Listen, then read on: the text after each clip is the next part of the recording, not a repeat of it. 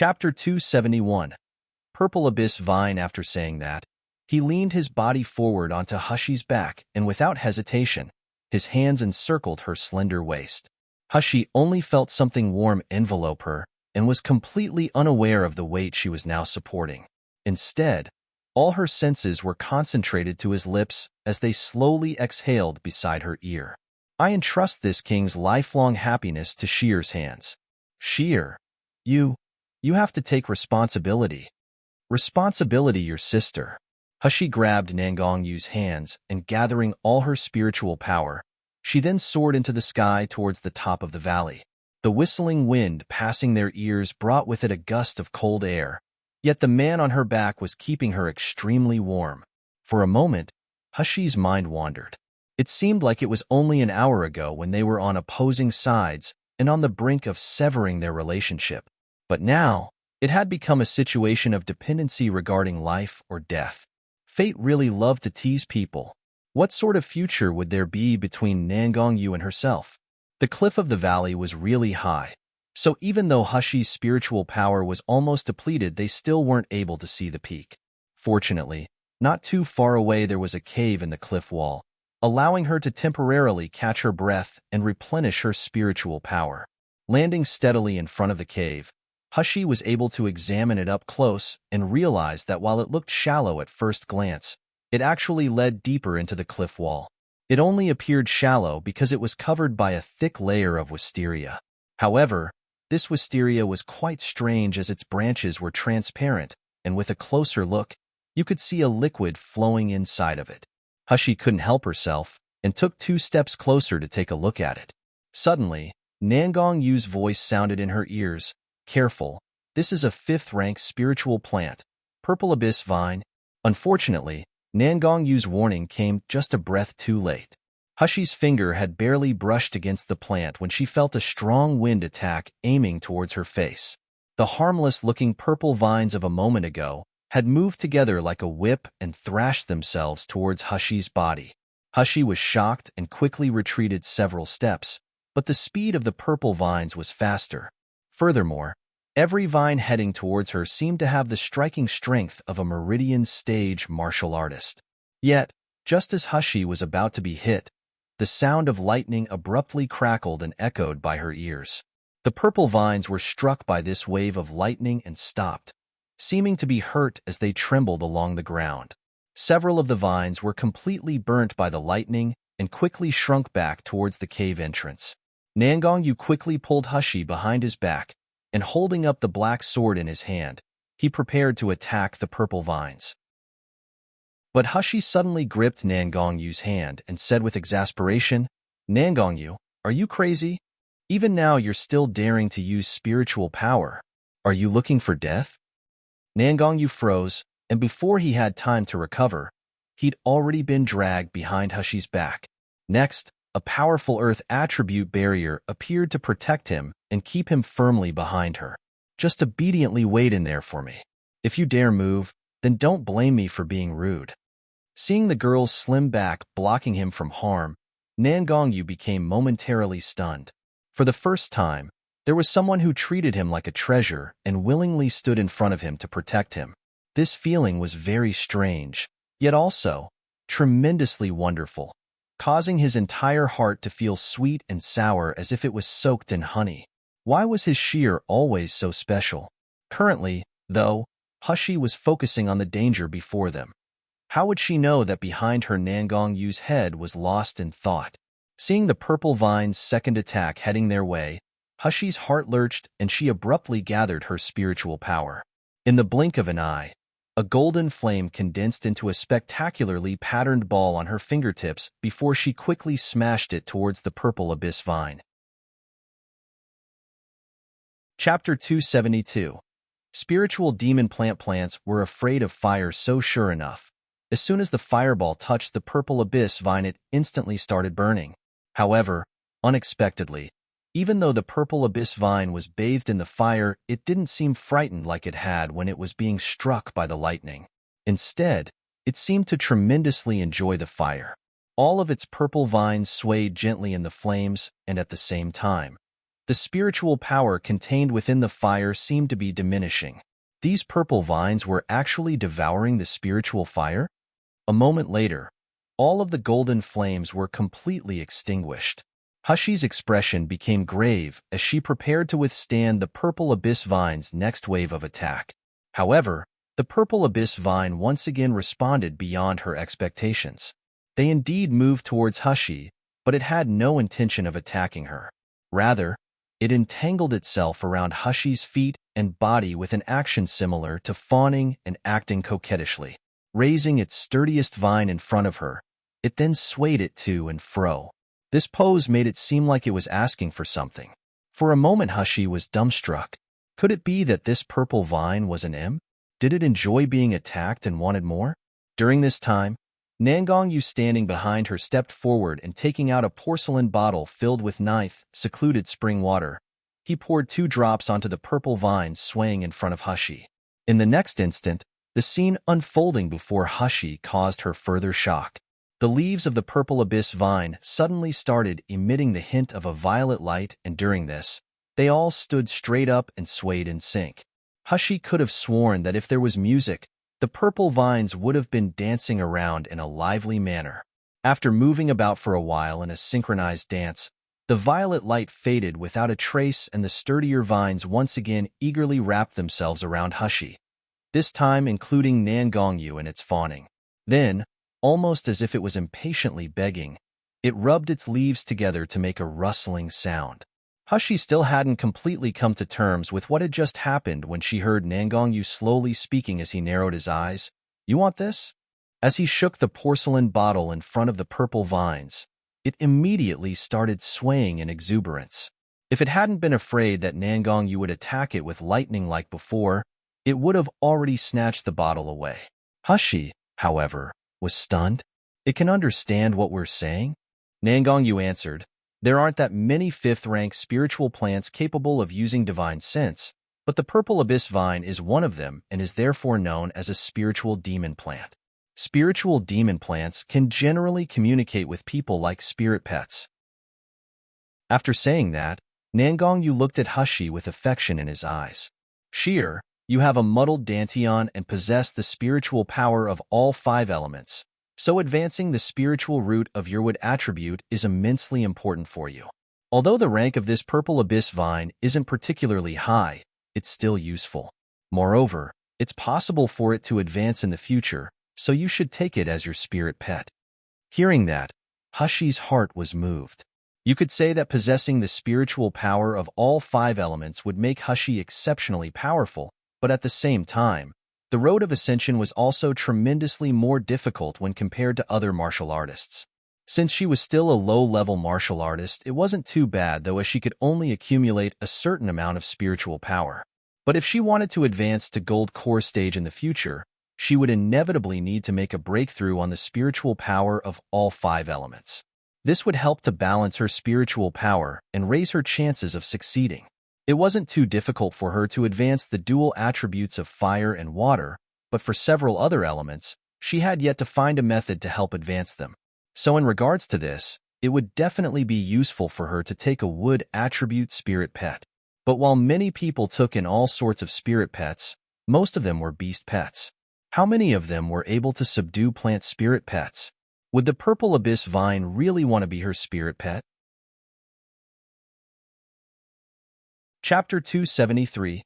Subdue. Thinking of it, Hushy frowned until she suddenly felt Nangongyu lightly scrape the tip of her nose, his voice filled with a teasing tone as he smiled. "Little fool, of course, it's not easy for other people to subdue spiritual demon plants, but you have something they like the most, spiritual spring water. Don't tell me you still don't know how to bargain with them?" When she heard that, Hushy was unable to refute Nangongyu and quickly spread out her left hand. In an instant, spiritual spring water started to slowly condense in her delicate white palm. Sure enough, once the purple abyss vine sensed the rich and fragrant spiritual energy, it immediately climbed up and wrapped itself around Hushy's arm like a child wanting to grab spiritual food. While the purple abyss vine was greedily absorbing the spiritual energy, Nangongyu took advantage of the situation to immediately grab Hushy's right hand and gently bite one of her fingers. The scarlet blood then seeped out to slowly drip onto the purple abyss vine. In a split second, an intense violet light constantly pulsed around the vines, causing them to stand up straight and make a rustling sound. It was almost like it was angry and tried to resist by desperately struggling. Hushy's eyes frosted over, and she coldly said, "You wanted spiritual spring water, so naturally you have to pay the price. I, Hushy, hereby promise that as long as you become my spirit pet, in the future I'll allow you to drink as much ninth secluded spirit spring water as you want." After she finished speaking, the purple abyss vine suddenly stopped shaking and struggling. Yet the leaves still continued to move and make a rustling sound like it was in an intense discussion. Eventually, all of the purple abyss vine stopped swaying, and it moved in front of Hushy. Her blood, including the spiritual spring water on her palm, slowly disappeared into the purple abyss vine's body. The next moment, a violet light gleamed on her palm. The mark of a purple vine then flashed before it slowly disappeared from view. Hushy used her divine sense to internally inspect her body and found that the purple abyss vine really was residing within her. Focusing her mind and stretching out her right hand, she watched as a purple vine was instantly released and hit a huge rock on one side of the cave. In the blink of an eye, the huge rock was crushed into dust. This process was extremely fast and the sound was very faint, so if you weren't watching carefully, it would have been easy to miss it. All it took was the flash of a purple light, and it looked like the huge rock was shattered due to the weather. Hushy was satisfied as she returned the purple abyss vine into her body. She found that the purple abyss vine could freely lengthen and shorten according to her thoughts, and moreover, its speed was extremely fast. It was definitely more effective to use than her previous bone whip.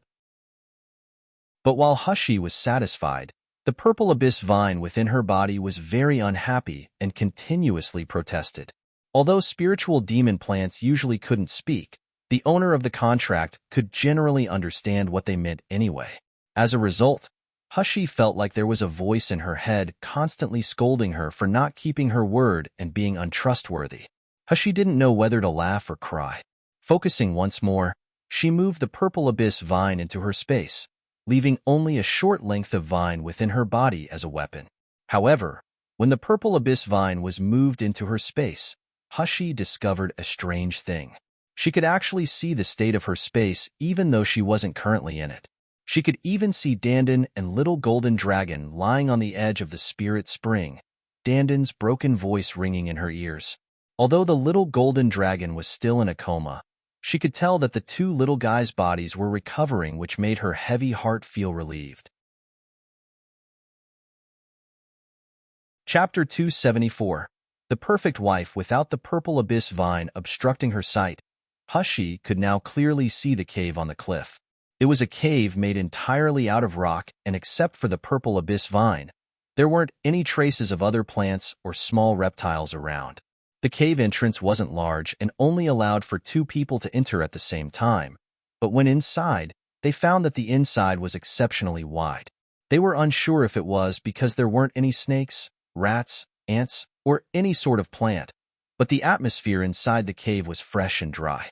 Hushy had originally intended to bring Nangongyu to the top of the cliff, but now it seemed that this cave that had been guarded by the purple abyss vine was more secure than an unknown cliff. It also seemed more suitable for healing. Nangongyu brought out a huge night pearl to light up the entire cave, while Hushy removed all the items of furniture she had stored in her space. Big items such as a large bed, table, and chairs, and small items such as food, tableware, and chopsticks. Everything that a person could think of was brought out one by one. This was also the difference between Hushy and other martial artists. An ordinary martial artist's storage space ring wasn't so large, and with only a small space, they were barely able to store treasures and medicinal pills. So why would they be willing to store such insignificant things like these? But Hushy's space was extremely large. So even though she was removing things like the table and chairs that she had placed in a corner of the Spirit Firmament Palace, it still wasn't anywhere near full. All her things in the Spirit Firmament Palace were organized by category, so she wasn't worried at all that storing junk like this would take up the room she could use for treasure items. Since she could enjoy the pleasure of having such plentiful resources, Hushi had never treated her people unfairly, and she was naturally willing to make her adventurous life more comfortable. Hushi supported Nangongyu and helped him to lie on the large soft bed, but instead of cultivating right away, he chose to smile as he watched Hushi busily moving back and forth. And as he was watching, his expression slowly became more and more gentle. When Hushi turned around, she caught sight of Nangongyu smiling joyfully as he looked at her. With his handsome face shining under the light of the night pearl, it made him seem like a seductive demon and caused her heart to palpitate like crazy. Looking displeased, she glared at him and asked, "What are you laughing about? Didn't you say that you wanted to recover from your injury as soon as possible? Why haven't you started cultivating yet?" Nangongyu slowly sat up and faintly laughed. "Because I was reluctant to remove my eyes from you." Currently, Sheer seems like a hard-working little wife busy looking after her husband.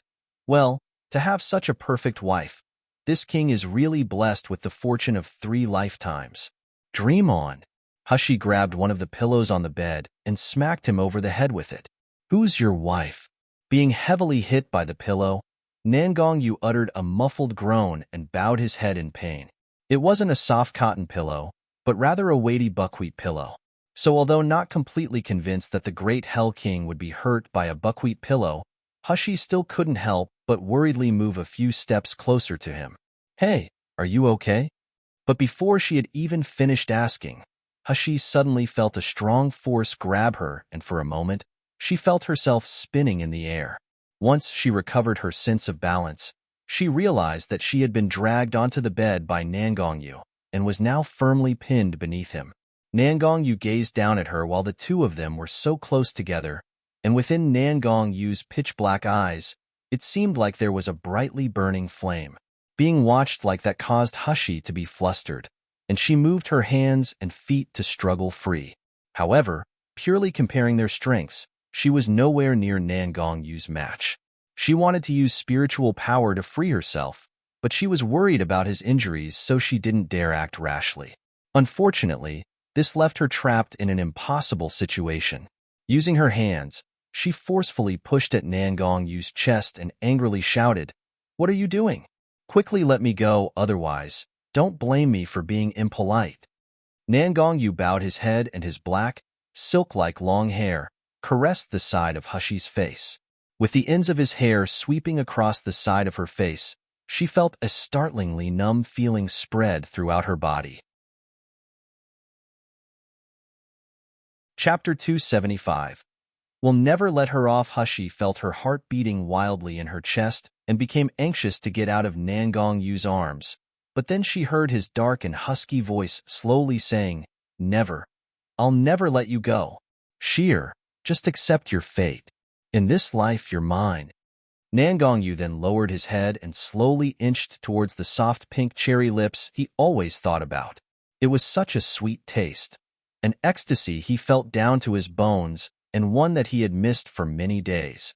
However, the second before his lips landed, Hushi slightly turned her small face to the side and made his warm kiss land on a corner of her mouth.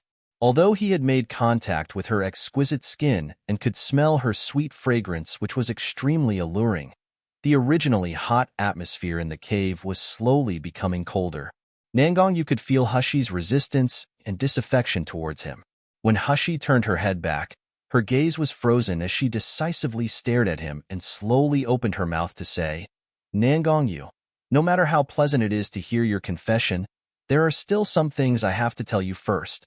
Feng Lianing, I will definitely kill her. I don't care who she is or how powerful her backers are. I absolutely refuse to let her off. One day, I'll make her pay me back what she owes me 100 times. Hushi's voice was ice-cold and filled with a resolute tone. With the trace of murderous intent mixed in, it made those who had previously heard it become colder than they were before.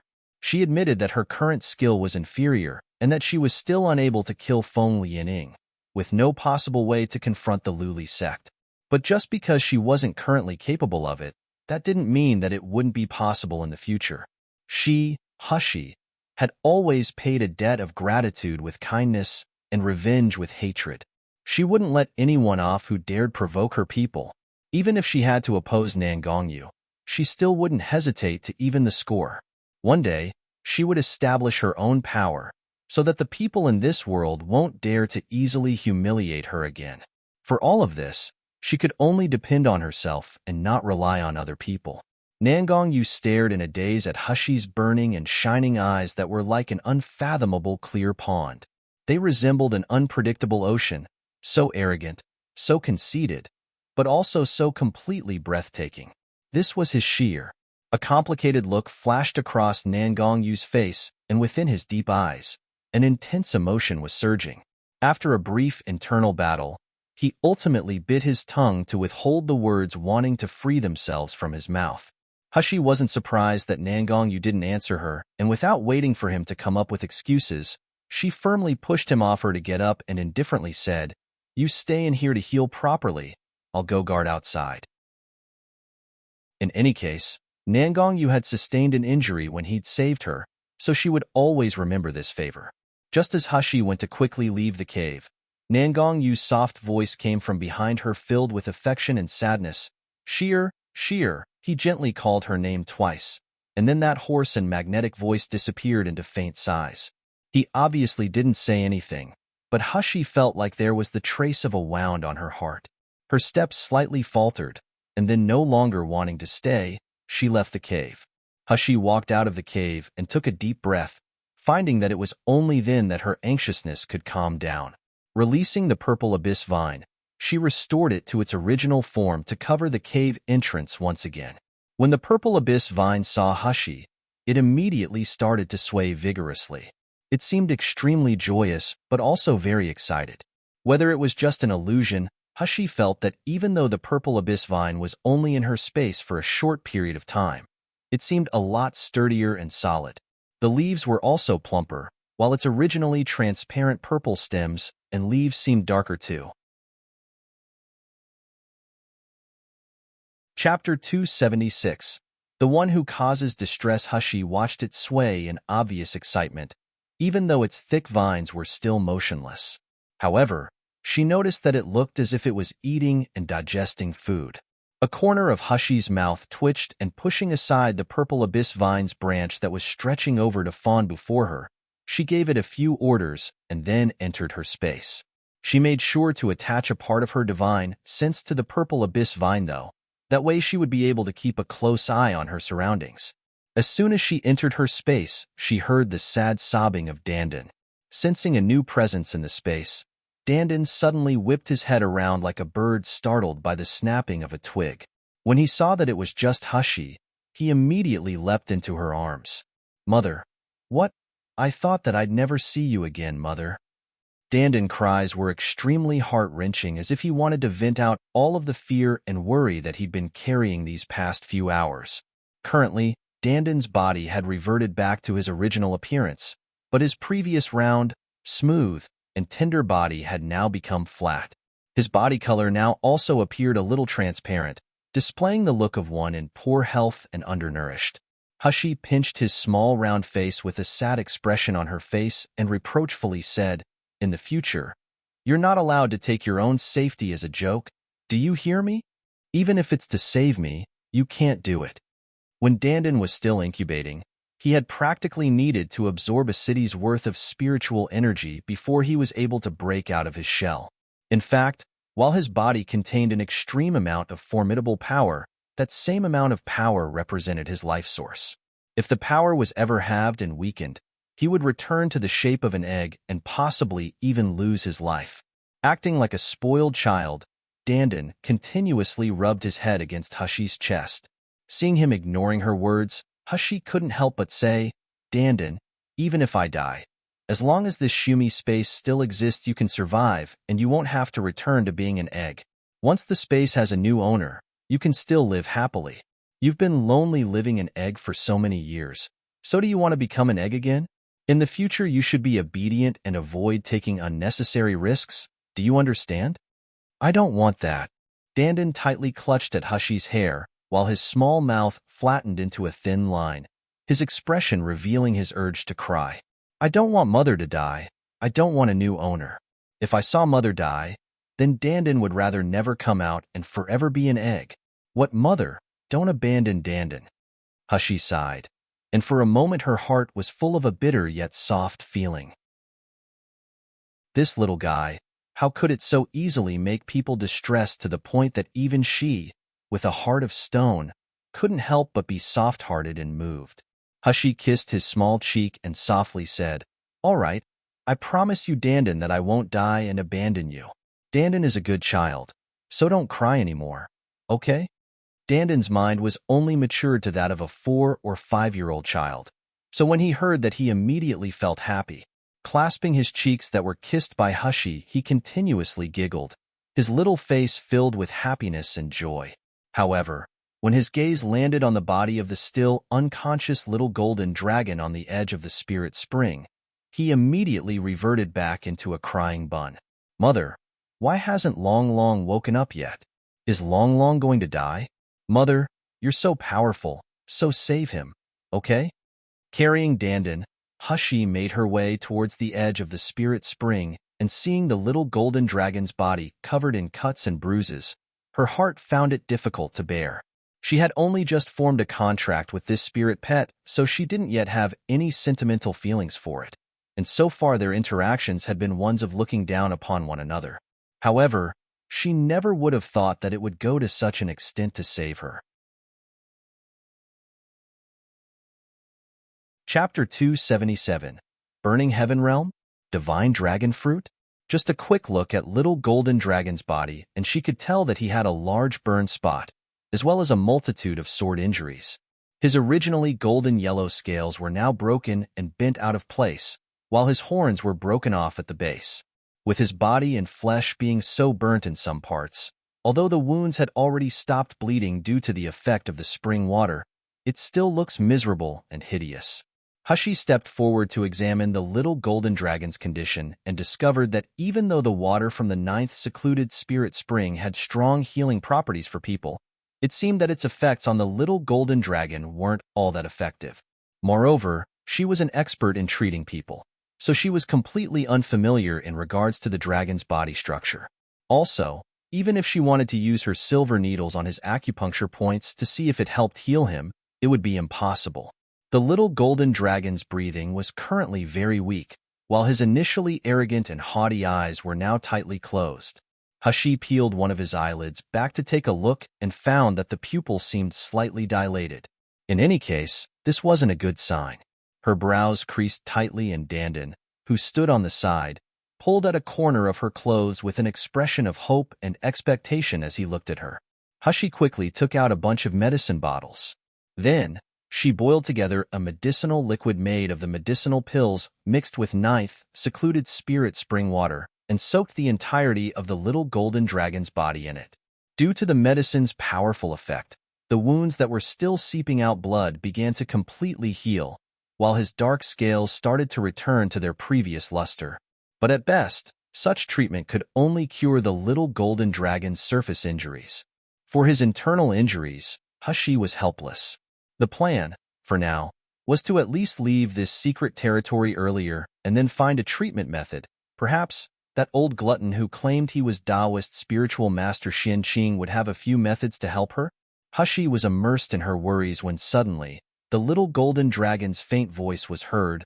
Go to the Burning Heaven Realm, find the Divine Dragon Fruit."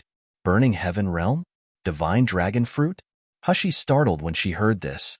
She didn't know where the Burning Heaven Realm was, but she did know about the Divine Dragon Fruit as she had read about it before in the All Living Things record. It was a kind of spirit clan demon elixir. A martial artist's spiritual base could quickly promote after taking it, especially during the promotion period, and it could even help raise the power of their level advancement. After a demonic beast takes it, it was possible for it to enhance its abilities and restore its core. It was also said that no matter how severe the internal injury was, it could completely recover. But, according to the things written down in the All Living Things record that Hushi had seen, the Divine Dragon Fruit was only found in the spiritual plantations of Xianluo continent. It had never before been seen in Miluo continent. Going along with what the little golden dragon had said though, could she find the Divine Dragon Fruit in Burning Heaven Realm? Little dragon, do you know where Burning Heaven Realm is? However, in response to Hushi, the little golden dragon could only breathe weakly as it had exhausted all its strength answering her a moment ago. Hushi let out a sigh, and then proceeded to mix together a tub of medicinal liquid once again, completely soaking the little golden dragon in it. She left only its little head floating above the surface. Although this concoction couldn't completely cure the little golden dragon's internal injuries, it could at least ensure that its condition wouldn't deteriorate. Dandan leaned against the edge of the tub and worriedly stared at the little golden dragon, his soft and immature voice continuously asking, "Mother, will Long Long really be fine?" Little dragon just spoke about a way to treat him. So after we leave this sealed dragon domain, we'll go find the whereabouts of Burning Heaven Realm. Going to Burning Heaven Realm will be able to cure Long Long? Then that's great, Mother. We'll go immediately, The next moment, Hushi shoved something in Dandan's mouth, causing him to be unable to talk. After he had swallowed whatever was in his mouth, he exclaimed, "Mother, what was that? It's delicious." While laughing, Hushi stuffed one into the little golden dragon's mouth before she lightly said, "This is a 6th-rank demon beast's core. I'm hoping that it'll have some effect on healing the wounds you two have. A 6th-rank demon beast core contains an enormous amount of power, so you have to absorb it properly."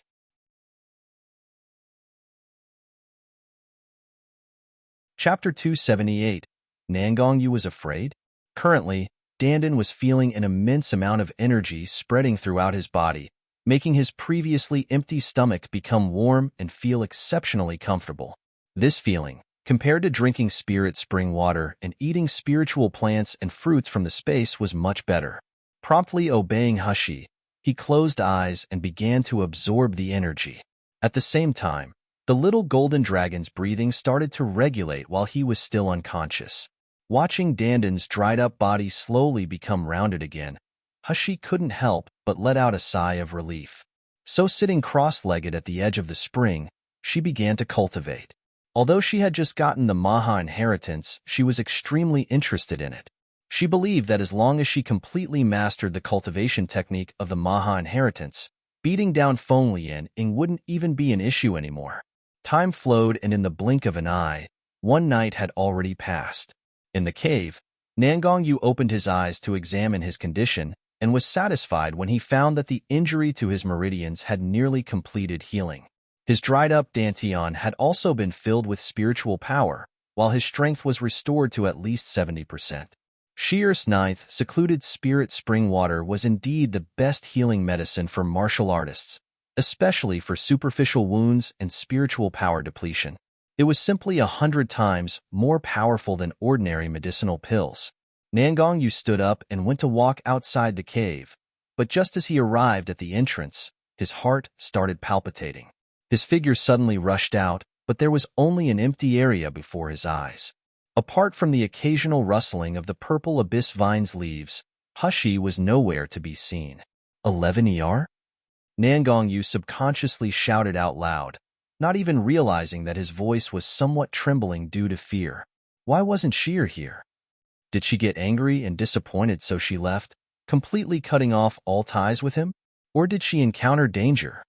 With these thoughts swirling around in his mind, Nangongyu felt like his throat was being tightly clutched, making it extremely difficult to breathe. But soon, he heard a strange whistling sound, and following that, Hushi gracefully floated down from above to firmly land in front of him. When Hushi had woken up in the morning and noticed that Nangongyu was still meditating, she had gone to the top of the cliff alone to examine it first. She had even left the purple abyss vine guarding the entrance so that when Nangongyu awoke he would know that she hadn't just left. However, when she suddenly heard Nangongyu shouting, she had hurriedly come back down. Hushi watched as Nangongyu stared at her, and just as she was about to speak, Nangongyu suddenly strode forward and pulled her into his arms. Nangongyu's strength was tremendous, and as he pressed her body against his, it nearly crushed her bones. "It hurts." Hushi frowned and wanted to push him away, but she found that Nangongyu was actually trembling. His body holding her was cold, unlike the scorching temperature it normally was. So even though he tried to conceal it, Hushi could still feel that his body was continuously trembling while he hugged her. Nangongyu was afraid? What was he afraid of? Hushi was puzzled, but her body betrayed her reasoning, and reaching out her hand, she gently stroked his back as if she was comforting a child who'd been awakened by a nightmare. Her voice was gentle as she asked, "What happened?" Nangongyu tightened his hold on her and buried his face in her hair, refusing to speak for a long while. Just as Hushi was about to ask again, Nangongyu abruptly released her and with a gloomy voice asked, "Where did you go? Why is there such a potent smell of blood coming from your body?" His voice was full of anxiety and anger, but it was also mixed with distress and worry. Nangongyu abruptly grabbed Hushi's hand and began to search for where she was injured.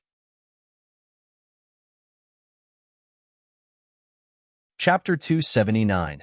"Tie you to my side." Hushi pushed him away, and with a blush covering her face, she angrily said, "Where do you think you're touching?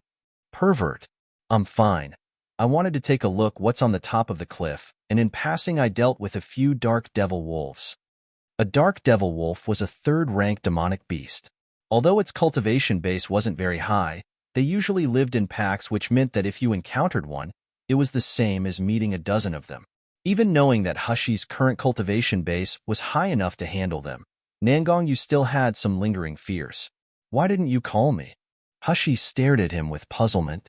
Just a moment ago, fear had been plastered across his face, but now it had clearly transformed into anger. Was he bipolar?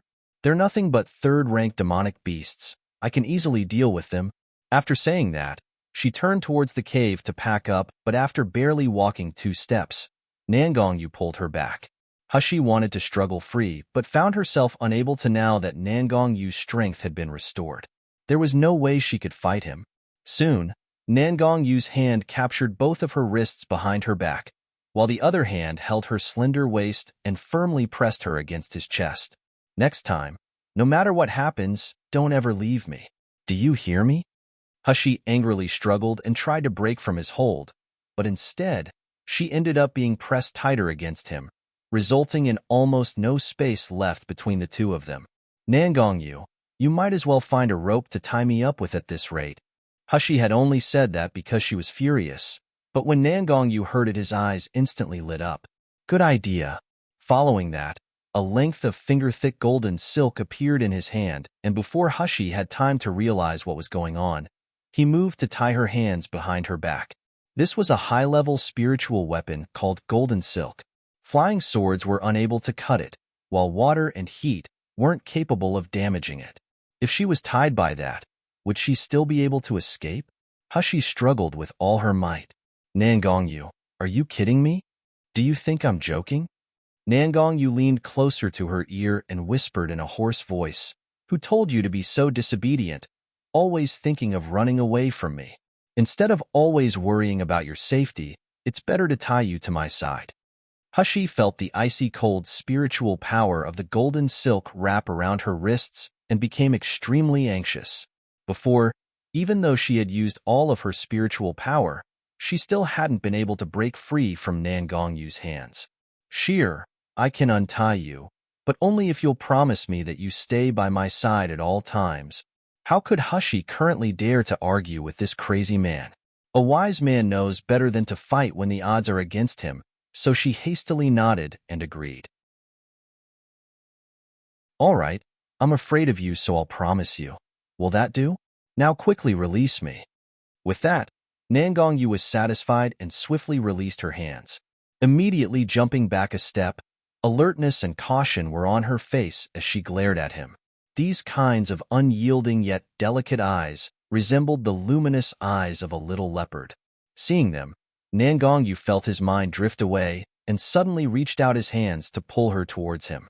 Hushi abruptly felt herself moving backwards uncontrollably, and when she returned to her senses, she found herself once again in Nangongyu's embrace. Nangongyu lowered his head and passionately kissed her bright red lips. After a moment, once he released her lips, his voice was lower and softer, like a gentle flow of water. "Sure, I've wanted to do that since a long time ago." Hushi ferociously wiped her lips that were extremely painful from being kissed and angrily glared at him. Unfortunately, she didn't want to provoke this crazy man again, so she turned around to enter the cave. After she finished tidying up her stuff, the two quickly flew to the peak of the cliff. Yesterday, it had been Hushi carrying Nangongyu, but this time, regardless of Hushi's protests, Nangongyu had embraced her waist and carried her to the peak in only a moment. Chapter 280 Rumors. At the peak of the cliff there was a stretch of green hills, and not too far in the distance, there were the dead bodies of more than 10 dark devil wolves lying on the ground, emitting the thick smell of blood. Before Hushi had time to take the bodies of the dark devil wolves into her space, Nangongyu wanted to help her and sliced downwards with his sword. Unfortunately, when his sword went to cut into the bodies of the dark devil wolves, it crushed them into dust and caused perfectly good food materials to be wasted. Hushi fiercely glared at Nangongyu, and seeing him rubbing his nose while looking helpless and awkward, she turned around and couldn't help but utter a soft laugh. She hadn't expected such an embarrassed expression on the almighty Hell King. It was so surprising that it was very cute. Hushi had barely finished sorting out what was left of the dark devil wolves and was about to call out to Nangongyu that they could depart, when she suddenly sensed something and turned to gaze towards the distant sky. A moment later, a few figures flew over and abruptly landed in front of them. Before Hushi could get a clear look at who they were, she saw a black-clothed man step forward with large strides and drop to one knee in front of Nangongyu, greeting him with clasped hands. "Master, are you all right?" The person before them was Qing Long. Of course, it wasn't only Qing Long. There were also a few bodyguards from Hell King Manor, most of them high-level Meridian stage martial artists. But what surprised Hushi the most was that Gu Lufeng and Zhou Yan'an were also there. As soon as Gu Lufeng spotted Hushi, he slowly walked up to her and asked, "Little Yuer, are you okay?" Hushi didn't have time to reply before she felt something tighten around her hand, and by the time she realized what was happening, she had already been tugged behind Nangongyu. With a gloomy look on his face, he fixedly glared at Gu Lufeng, a dangerous light flashing within his eyes. "Young Master Gu, what did you think would happen when she's by my side?" Gu Lufeng stared blankly, following which, he revealed a meaningful smile and lazily said, "There's no need for your Highness Hell King to be so petty. You two were opposing each other before, so I was unaware that you and Little Yuer were companions. An exchange of blows may lead to friendship, and since your Highness Hell King won't hurt Little Yuer, let's shake hands and get along." His explanation didn't make Nangongyu's expression better. It instead caused it to become darker. "Shut up. Who allowed you to call her Little Yuer? Who would want to shake hands with you? Go far away from Sheer." Gu Lufeng looked at him with ridicule on his face and spread out his hands as he laughingly said, "You can say Sheer, yet I can't say Little Yuer? Little Yuer, you say something, am I right?" Nangongyu pulled out his flying sword with his complexion as black as storm clouds. "You're courting death." Gu Lufeng seemed to be shocked as he took 3 steps backwards, but the expression in his peach blossom-like eyes was still relaxed, as if he was having fun teasing. Okay. In the future I'll call him Shiyu. That's okay, right?" Yet after a brief pause, he rubbed his chin while his line of sight swept back and forth between Nangongyu and Hushi. After what seemed to be a moment of contemplation, he meaningfully said, "This attitude of Hell King towards Little Yuer of Koth, Shiyu, you can really make one's imagination run wild. It's just that, why was there a rumor on the streets about you and that Ice Lotus Fairy, your Highness Hell King, to be so hot and cold like this and have an affair? It's not good at all." Nangongyu was stunned.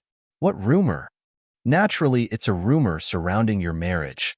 Gu Lufeng's charming peach blossom-like eyes widened. He was obviously still wearing a mask, but it gave people the perception of grace.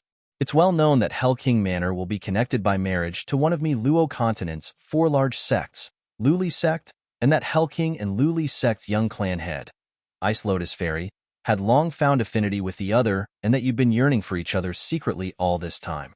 As soon as Ice Lotus Fairy leaves her closed-door cultivation, breaking through to nascent soul stage, the two of you will finally forge an alliance. Your Highness Hell King, this news is known by everyone in Yinjing City. Don't tell me that you don't know about this."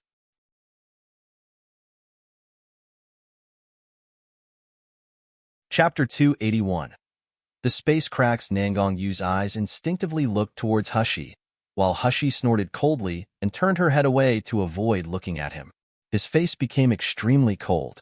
Without bothering to answer Gu Lufeng, he instead chose to look at Qing Long with eyes containing a bitingly cold, murderous intent. Qing Long hurriedly took a step forward and cautiously said, "Answering Master, these rumors were spread by Intoxicated Happiness Square a while ago. We had originally wanted to deal with these rumors, but Zhu Ke did some investigating and found that Intoxicated Happiness Square was Lu Li sect's property. She also said, Master, that the friendship between you and Ice Lotus Fairy isn't ordinary, so if we handled it rashly, it would affect your relationship with Lu Li sect. Therefore, it has been delayed up until now." It would have been better if Qing Long hadn't spoken those words, but once he did, Gu Lufeng couldn't help but leisurely laugh as he strolled to Hushi's side and said, "Little Yuer, did you hear that? So they've actually had an unusual friendship since a long time ago." Hushi coldly glared at Gu Lufeng, causing him to rub his nose and reluctantly say, "All right, Shiyu." Nangong Yu's gloomy and cold gaze glared at Qing Long, making Qing Long, who was being stared at so bluntly, feel cold all over. He had the feeling that he would be kicked by his master at any moment. Shrinking his neck into his shoulders, he looked up and whispered, "Master." Nangong Yu coldly said, "Once we return, I want to see Intoxicated Happiness Square destroyed. If you can't even properly handle this kind of matter, all four of you better get out of Hell King Manor." "Yes, Master." Qing Long breathed out a long sigh of relief and wiped the cold sweat from his forehead before he then took a step backwards. Hushi was now bored of hearing about Ice Lotus Fairy, so she turned and looked at Gu Lufeng. "How did you find this place?" It must be known that Nangong Yu and Hushi hadn't disappeared normally. Rather, they were drawn into the space crack. If the others had wanted to follow their trail to come here, it was simply impossible. Gu Lufeng said, "This one would like to thank that black-clothed bodyguard belonging to His Highness Hell King. After both of you disappeared, Feng Lianing, that malicious woman, and Senior Nye joined together to try and kill me. Fortunately, that brother came to the rescue." Hushi glanced at him before lightly snorting. "Would you have really been wiped out by Feng Lianing and Ye Jinshin? They had no hope of getting rid of you. You who pretends to be a pig being eaten by a tiger." She had in no way been inattentive when Gu Lufeng had been fighting with Feng Lianing. If it hadn't been due to Nangong Yu been on nascent soul stage, even if Nye Jingshan had joined in, Gu Lufeng still would have won with ease.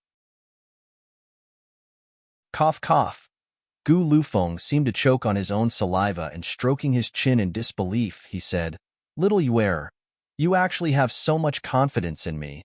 This is really my honor."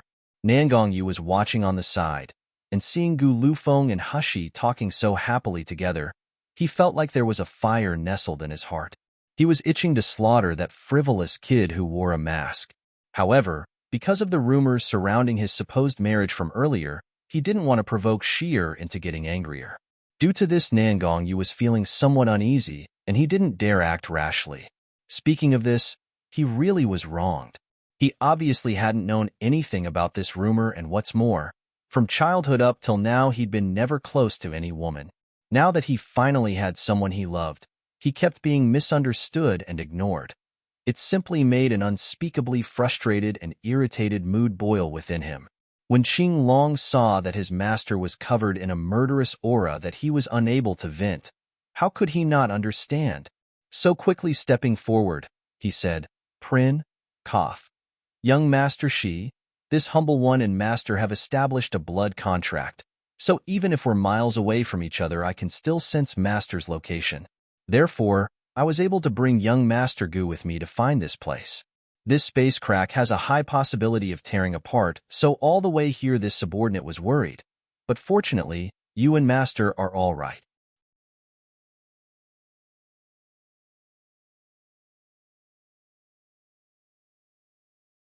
Chapter 282. Gluttonous Wu Yu. When Hushi recalled the warm power that had wrapped around her when she was in the space crack, her expression couldn't help but become slightly gentle. However, Gu Lufeng, standing nearby, continued to add oil to the fire by saying, "Little Yuer, in the future you must be careful of Feng Lianing, that poisonous woman. KSK. You didn't get to see the sinister expression on her face after you and Hell King had disappeared. Even I myself had goosebumps when I saw it. I think she regards you as a powerful enemy who wants to snatch away her boyfriend. A woman who's jealous to the core will do whatever's necessary, no matter how unreasonable it is. Hushi was too lazy to correct Gu Lufeng of that nauseating address, and hearing what he had said, she sneered, even if she doesn't come to find me, it's unlikely that I'll ever let her off. At the end of the day, we'll see who moves faster and whose methods are more ruthless between the two of us. Gu Lufeng clapped his hands and laughed loudly. Little Yuer, I like your take on revenge of hatred and forthright character. If I currently had wine, I would definitely have a drink with you, as I agree with you, my friend. Right, when you deal with that venomous woman, remember to call for me, as I have a great deal of hatred for her due to her injuring Yenin. So long as His Highness Hell King doesn't interfere, I believe that I still have the qualifications to help you out. After saying that, Gu Lufeng glanced towards Nangongyu and saw a dark and gloomy face glaring back at him. Nangongyu's expression was like he had just drunk vinegar and was on the verge of erupting. He obviously didn't care about the life or death of Ice Lotus Fairy, so Gu Lufeng couldn't help but smile. It seemed that the rumor really was unfounded. He hadn't expected that His Highness Hell King, who'd always been cold-hearted and never close to a female, to actually be fond of a man. Nevertheless, the beautiful youth was to some degree more beautiful than a celestial being in a painting. Just as Hushi was about to reply, she sensed movement, and in the next second, she saw a silhouette rapidly fly over them and land right before Nangongyu. It was one of Nangongyu's trusted aides, Wu Yu. Wu Yu first saluted Nangongyu, then reported the result of his explorations of the secret territory. After finishing, he turned his head and saw Hushi, causing him to immediately exclaim, "Prin, cough. Young Master Shi, why are you here?" Hushi nonchalantly responded with, "Why can't I be here?" "No, young Master Shi, of course you can be here." Wu Yu swiftly changed his stunned expression into a smile of fawning. "I was just so deeply emotional because that boy, couldn't find you outside. He even scoured all of Yinjing City, yet he still couldn't find you." Hushi raised her brows in puzzlement. "Why is Baihu looking for me?" "Naturally, it's to protect you."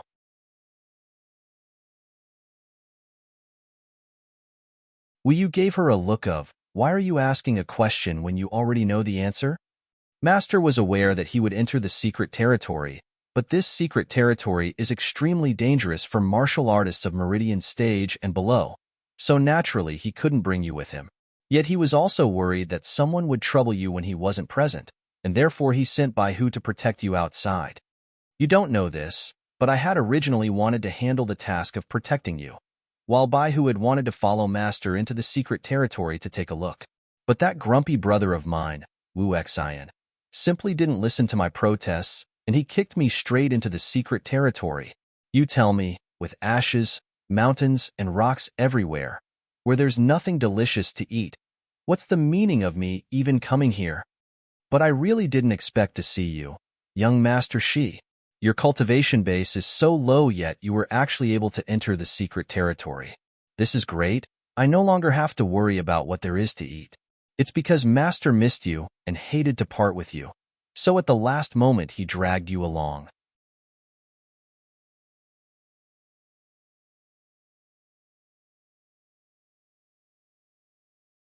Chapter 283. Shameless and without integrity. Cough cough. Wu Yu, you better shut up. A cold and deep voice abruptly sounded, interrupting Wu Yu's chatter.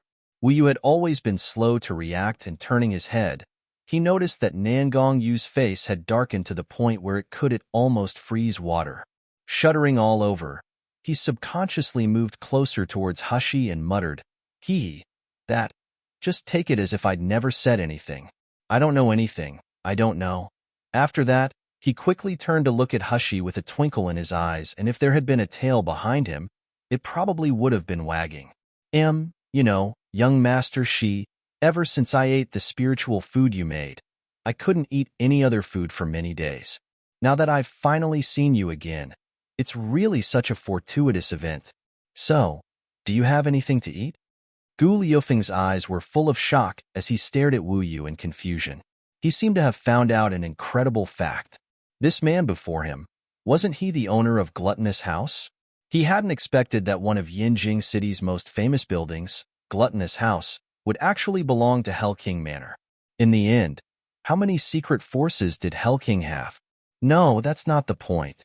The point is that Wu Yu, who to everyone's eyes was the mysterious, powerful, and cold-blooded owner of Gluttonous House, was privately so shameless and without integrity. An expert gold core stage martial artist was actually begging for food from little Yuer, and what's more, he didn't look the slightest bit ashamed. Gu Lufeng felt like his 3 points of view had sustained a great impact. Qing Long's face twisted as he held his forehead. Could he say that he didn't know this idiot? With Wu Yu's conduct, he didn't believe that he could proudly stand side by side with him as one of Hell King's personal bodyguards. He refused to acknowledge Wu Yu, as it was simply making him too ashamed. What Wu Xian had said was right. This gluttonous kid would one day be killed by his own mouth. Hushi looked at Wu Yu's sparkling eyes and watched as the corners of his mouth impossibly stretched wider and brighter.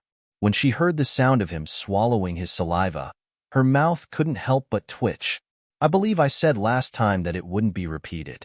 I'm not a personal chef for Hell King Manor, so don't expect food from me every day. She liked to cook and had only intended for her food to be used as a way to reward herself, not for it to be wasted on other people. Dandan was her closest spiritual pet, so it wasn't a problem. And as for Nangongyu anyway, she didn't like the feeling that she had to serve other people. Hushi lifted her foot to leave, but Wu Yu rushed over and grabbed her skirt, giving her a "if you don't give me a meal, I won't let you go" look. Young Master Shi, as long as you give me some delicious food, I'll do anything you order me to do. I'll work extremely hard and won't hesitate at all. Whenever you, young Master Shi, send me on an errand, as long as it isn't harmful to Hell King Manor, I, Wu Yu, will brave any difficulty to achieve it. Blue veins twitched on Hushi's forehead. She wanted to get away from him and leave, but Wu Yu's unreasonable behavior and bawling had reached a completely shameless point. Oh well, although she was too lazy to cook, she still had some food that she had prepared earlier in her space. Forget about it. She would just give in and give some to him. She couldn't afford to throw away this shameless scoundrel without integrity just yet. Hushi withdrew a roast chicken from her space and threw it at him, and without waiting for her to say something, Wu Yu grabbed the roast chicken and started to devour it. The crispy golden roast chicken was fragrant with tender meat. Emitting strong spiritual power, it was accompanied by the smell of seasoning that wafted around everyone present, making them all unconsciously swallow their saliva. Gu Lufeng had originally scoffed at Wu Yu's shamelessness, but now, he couldn't help but breathe in deeply and feel his stomach begin to rumble due to emptiness.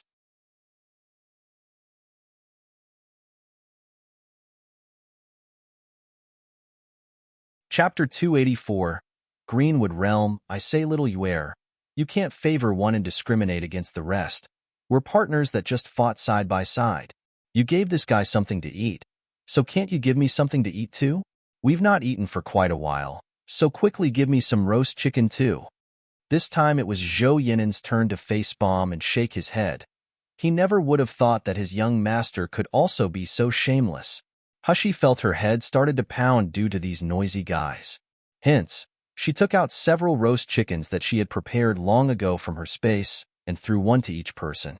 Finally, the surroundings quieted down, leaving only the muffled noise of chicken being chewed. When it was Nangong Yu's turn to catch a roast chicken, he moved closer to Hushi and looked at her with resentment on his face. I want an assorted cake, shark fin soup cooked over purple sand, dragon and phoenix golden nest. Obviously, before it had only been him who was able to eat the dishes made by Sheer, yet now this group of brats had managed to taste it. Nangong Yu was unwilling to accept it, extremely unwilling. Seeing them all eating with looks of enjoyment, he was really itching to squish their stupid faces into a mud pit. A corner of Hushi's mouth twitched as she retrieved her hand that was about to give him the roast chicken. It's up to you whether you want to eat it or not. I don't care. This guy actually dared to order food. Did he think of her as a cook? Nangong Yu quickly grabbed the roast chicken from her hand and, taking advantage of the situation, her embraced her waist and whispered in her ear, "I said before that you're not allowed to make food for others to eat, as sheer's taste only belongs to me." Hushi responded by kicking him away with distaste. After lunch, they took a moment to take a break and reorganize before preparing to continue on their journey. According to the map on the jade slip that Nangong Yu had previously obtained, they were currently located in the Greenwood realm, in the inner layer of the sealed dragon domain. There were no treasures that people would fight over in the Greenwood realm, only many fierce demonic beasts that were roaming around. Therefore, not many martial artists would specifically go out of their way to come here. However, according to Wu Yu's exploration, there was a medicinal field located in the Greenwood realm where Zijin's master had grown his lifetime collection of spiritual herbs. Originally, the medicinal field had a strong rate of herb survival, and after 1,000 years of growth, the plants inside must be very precious. Nangong Yu knew that Hushi's medical skill was superb, and that she was very interested in collecting uncommon spiritual plants. Since Gu Lufeng and the others didn't have anything they particularly wanted to do, they decided to proceed towards the medicinal field. In fact, the thing Hushi most wanted to find at this moment was the key to gain control over the secret territory. Unfortunately, she had had no idea that each layer of the secret territory was so dangerous, and anyway, if they wanted to leave the Greenwood realm, they needed to find the formation 1 location, which couldn't be done within a short amount of time. Hence, she could only give up. Moreover, there would certainly be many precious spiritual plants to be found in Zijin Master's medicinal field, and she wanted to take the opportunity to see if she could find the divine dragon fruit that the little dragon needed. If she could, then that would be great. Suddenly, she recalled something that the little dragon had said about the Burning Heaven realm. Greenwood realm, Burning Heaven realm. Did this mean that the Burning Heaven realm might also be part of the sealed dragon domain? The more she thought about it, the more likely she figured that she was correct.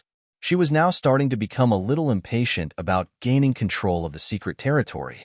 Greenwood realm wasn't large, so in merely half a day they had managed to spot the location of the medicinal field and found that it was enveloped by a white fog.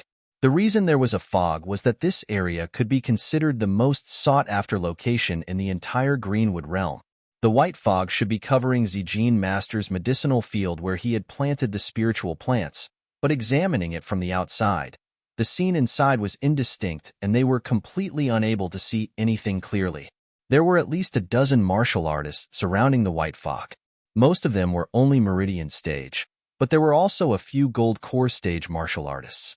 All of them were gazing towards the fog with a grave expression, an excited and anxious aura surrounding them. When Hushi and her group approached, they all turned around and glared at them, many of their faces morphing into a grave and dreadful expression. A1 formation, divided into battle formations and spell formations, although they are often just called formations.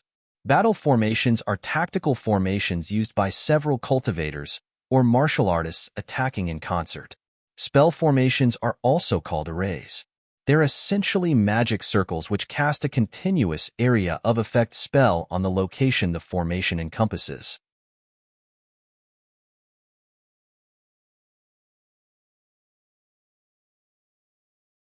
Chapter 285. The Murong family. Many people wouldn't recognize His Highness Hellking, but still, Wu Yu had quickly made him a disguise so that no one would know his true identity just in case. But even though Hellking was disguised, an imposing aura was still being released from Hushi's group, particularly from Qinglong and Wu Yu. The two of them hadn't bothered to conceal their cultivation base at all, and with them both being at the peak of Gold Core stage, it caused the groups surrounding the fog to shrink back in alarm.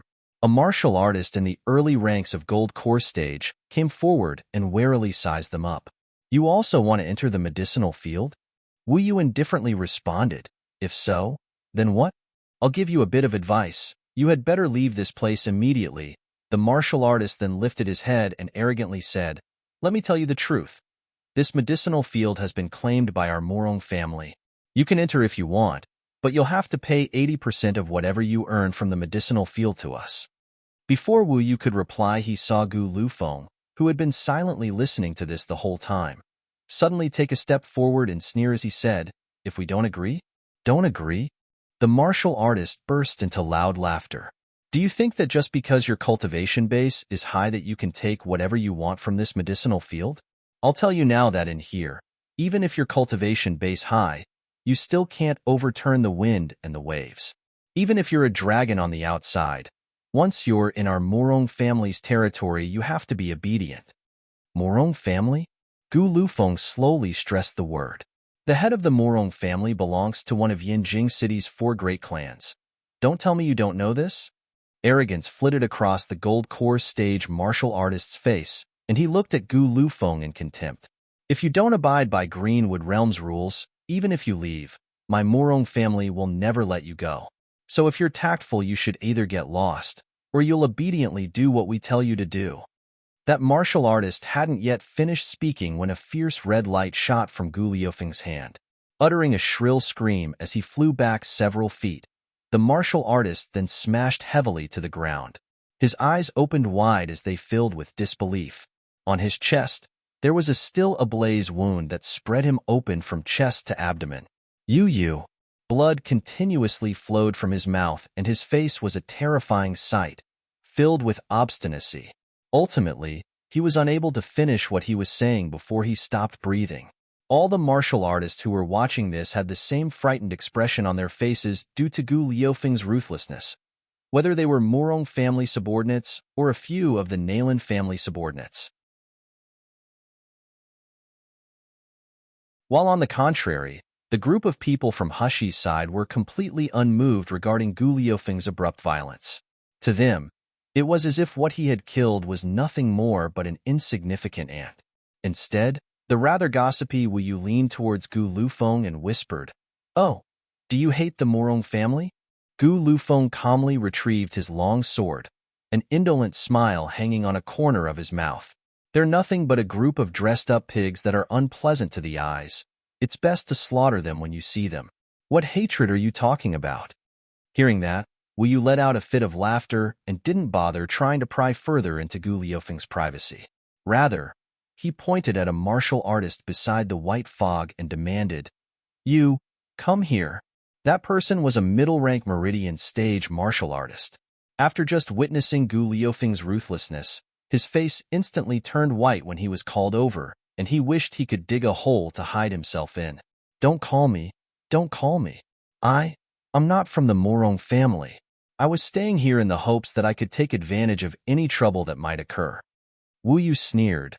"Just come here when I tell you to. Talk any more nonsense, and I'll rip your tongue out of your mouth to be a snack that'll accompany a glass of wine." The Meridian stage martial artist was scared witless and began shaking all over. Frantically rushing forwards, he dropped to his knees before Wu Yu's feet, trembling as he kowtowed to beg for mercy.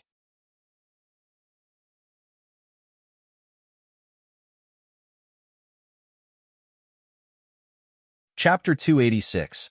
The White Fog's Absorption of Spiritual Power. Wu Yu crossed his arms in front of his chest as he asked, "Tell me, what's with this strange white fog? Why did that useless trash from the Morong family say that even if someone's cultivation base is high, they still couldn't overturn the wind and the waves?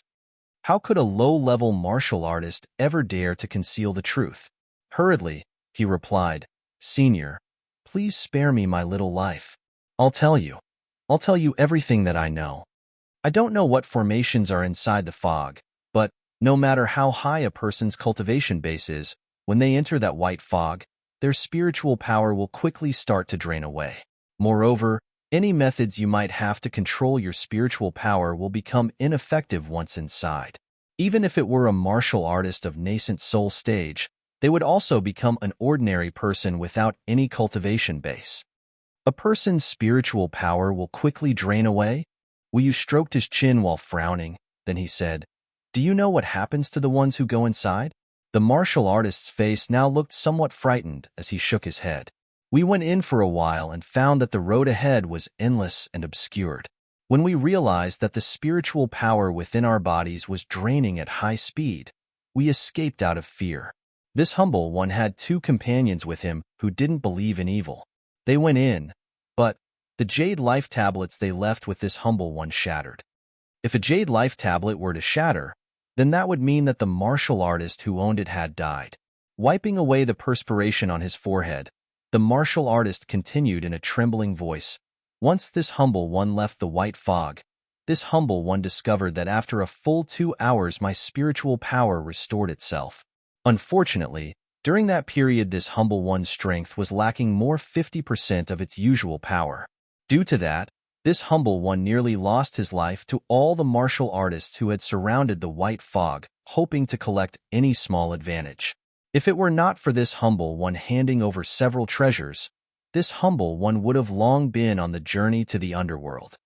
Wu Yu frowned as he turned to look at Nan Gongyu and Hushi. The white fog could absorb all of a martial artist's spiritual power. This issue was indeed troublesome.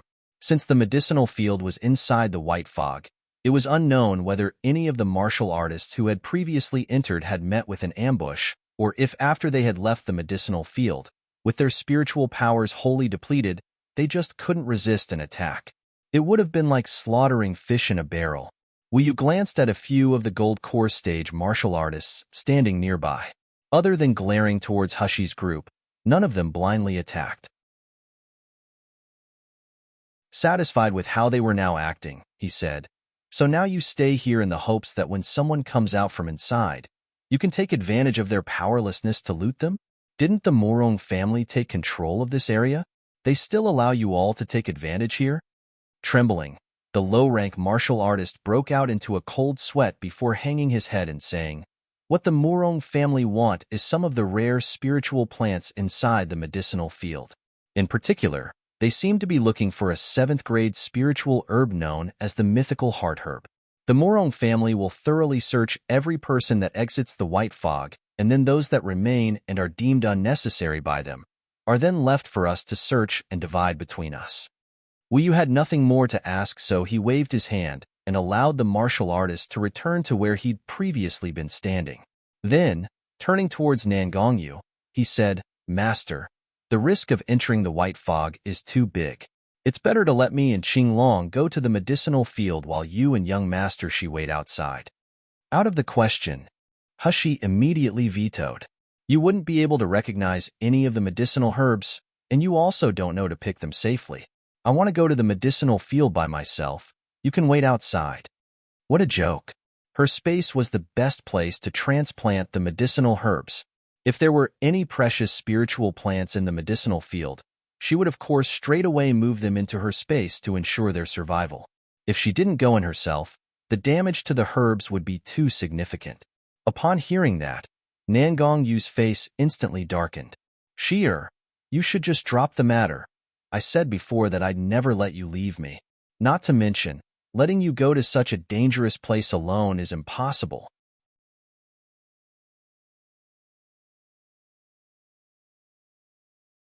Chapter 287. Tied together forever. Qing Long and Wu Yu were alarmed, quickly moving to prevent Nan Gongyu from risking himself. "Master, your identity is rather extraordinary. If you were to lose your cultivation base and people knew it, then the consequences would be unthinkable.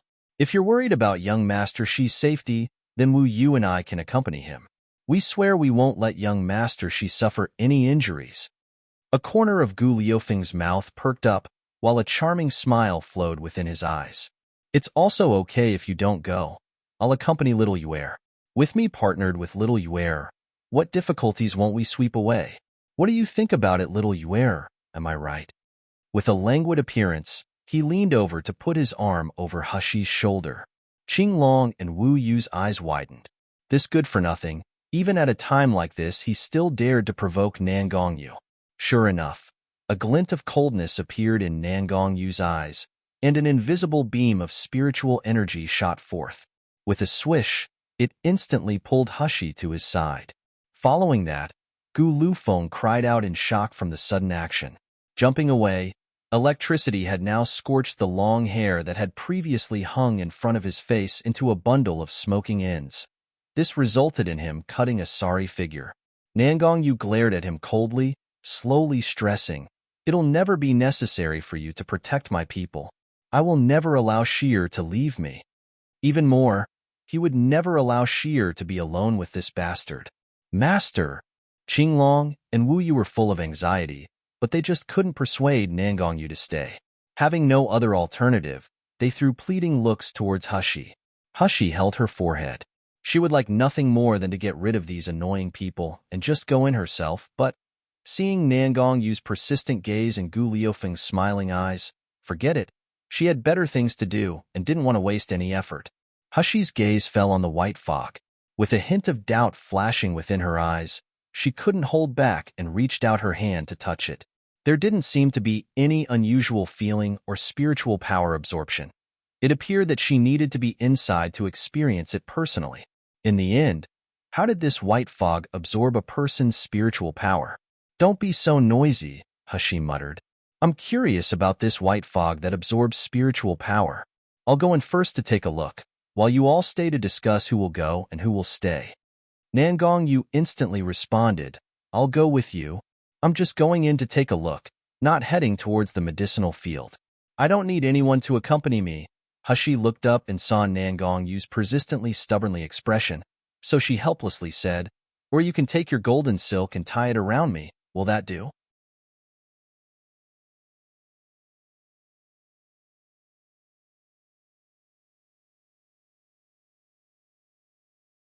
Chapter 288, barely satisfactory. After a moment of silence, Hushi's expression regained its tranquility. For her, although her cultivation base was significant, it wasn't her only way to save a person's life. She still had poison, qinggong, and her internal power.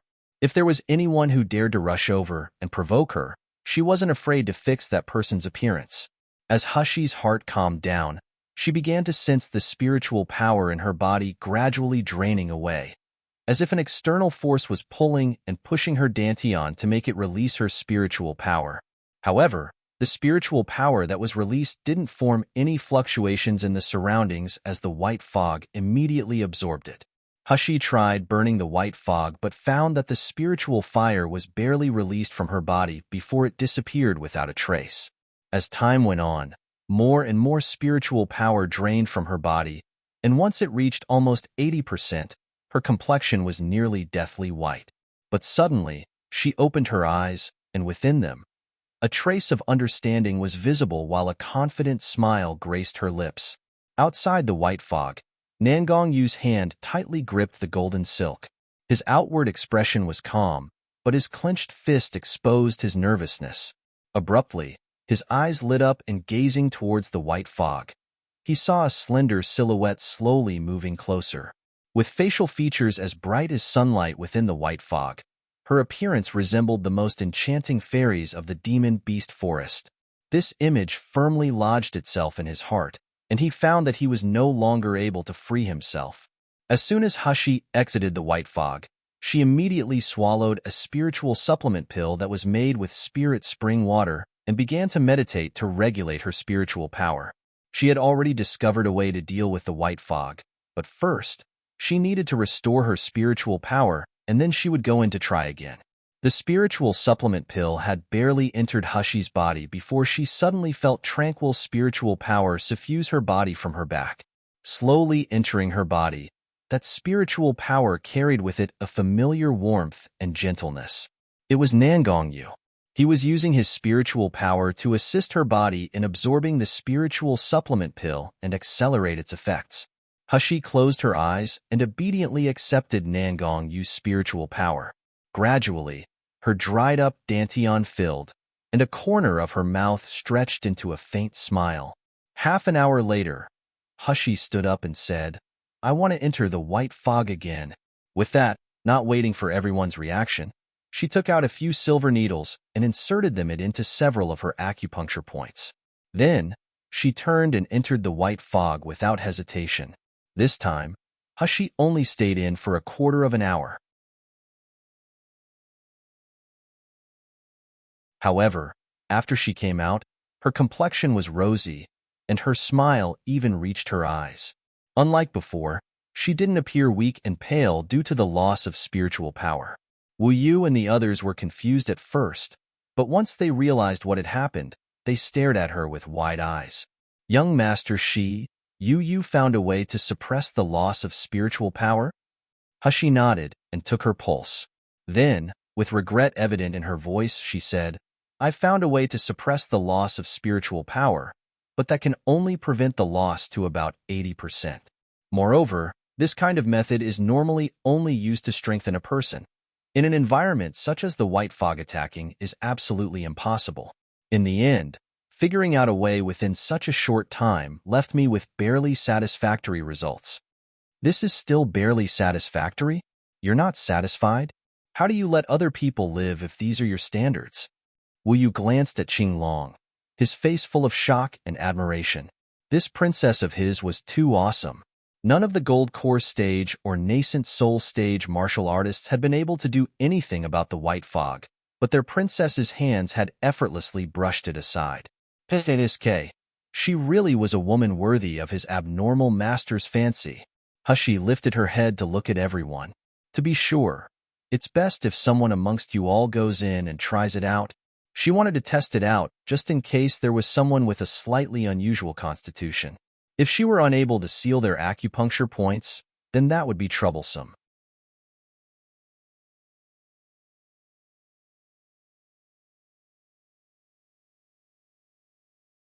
Chapter 289. I'll go wherever you go. Qinglong quickly stepped forward.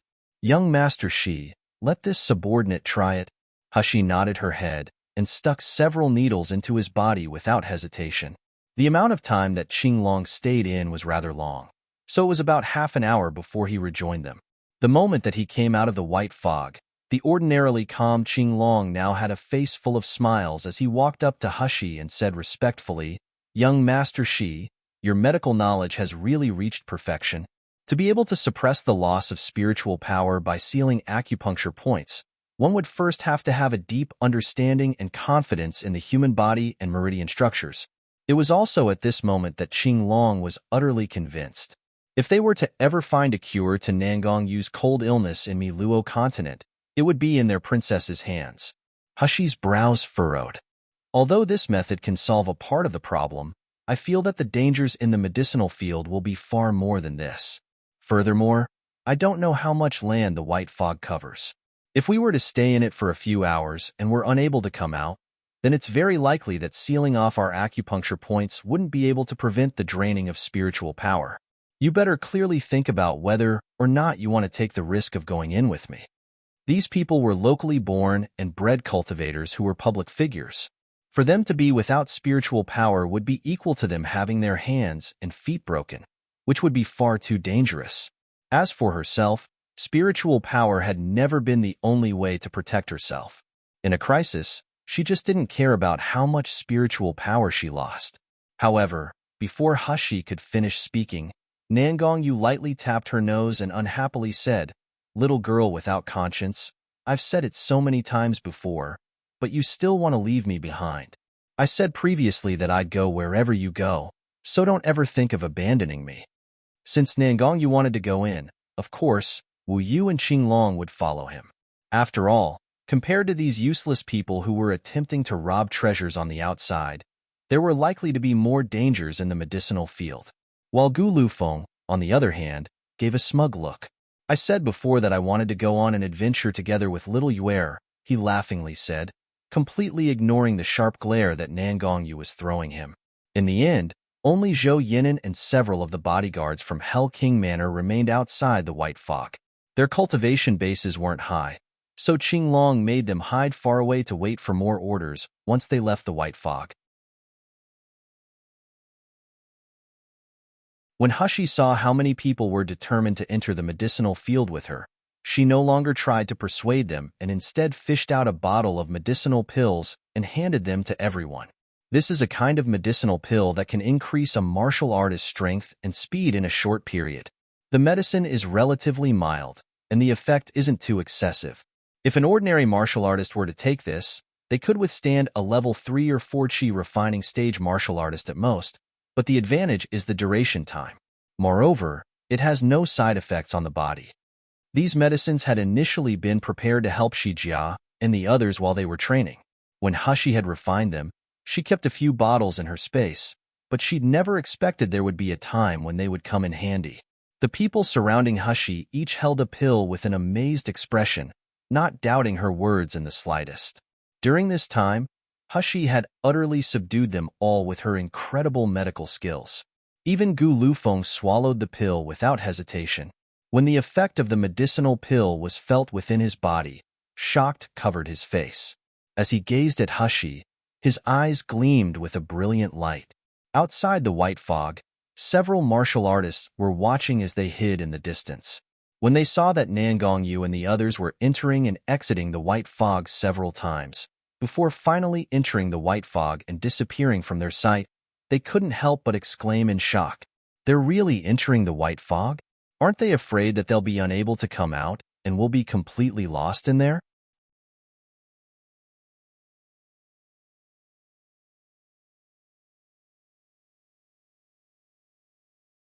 Chapter 290, A Hell-like World. When they were going in and out of the white fog before, could it be that it was to find a secret method? How could there be a secret method? When they entered the white fog, they didn't have any spiritual power fluctuation. This was a clear sign that their spiritual power is being absorbed by the white fog. Humph, this group of idiots. It must be because their cultivation bases are so profound that they're able to get through the white fog. In that case, we just have to wait here to profit from them. But those people's cultivation bases were so high and their methods were so vicious, what if by chance their cultivation bases are high so that without their cultivation bases they only end up like ordinary people? At that time, the more treasures they have, the greater the benefits we can get. Humph, daring to oppose my Morong family. I'll let that stinky brat who wore a mask know what happens to those who offend my Morong family. Inside the white fog, there was a bone-chilling aura. Without spiritual power, a cultivation base, and having your physical strength drained away little by little, this was a hell-like world. However, this was more terrible compared to gradually moving towards a possible death as hidden within the dense fog. The sounds of a massacre could suddenly be heard all around. Ah, spare me. I beg you, spare me. I'll give you all of my treasures. Wretched screams and begging echoed throughout the thick fog.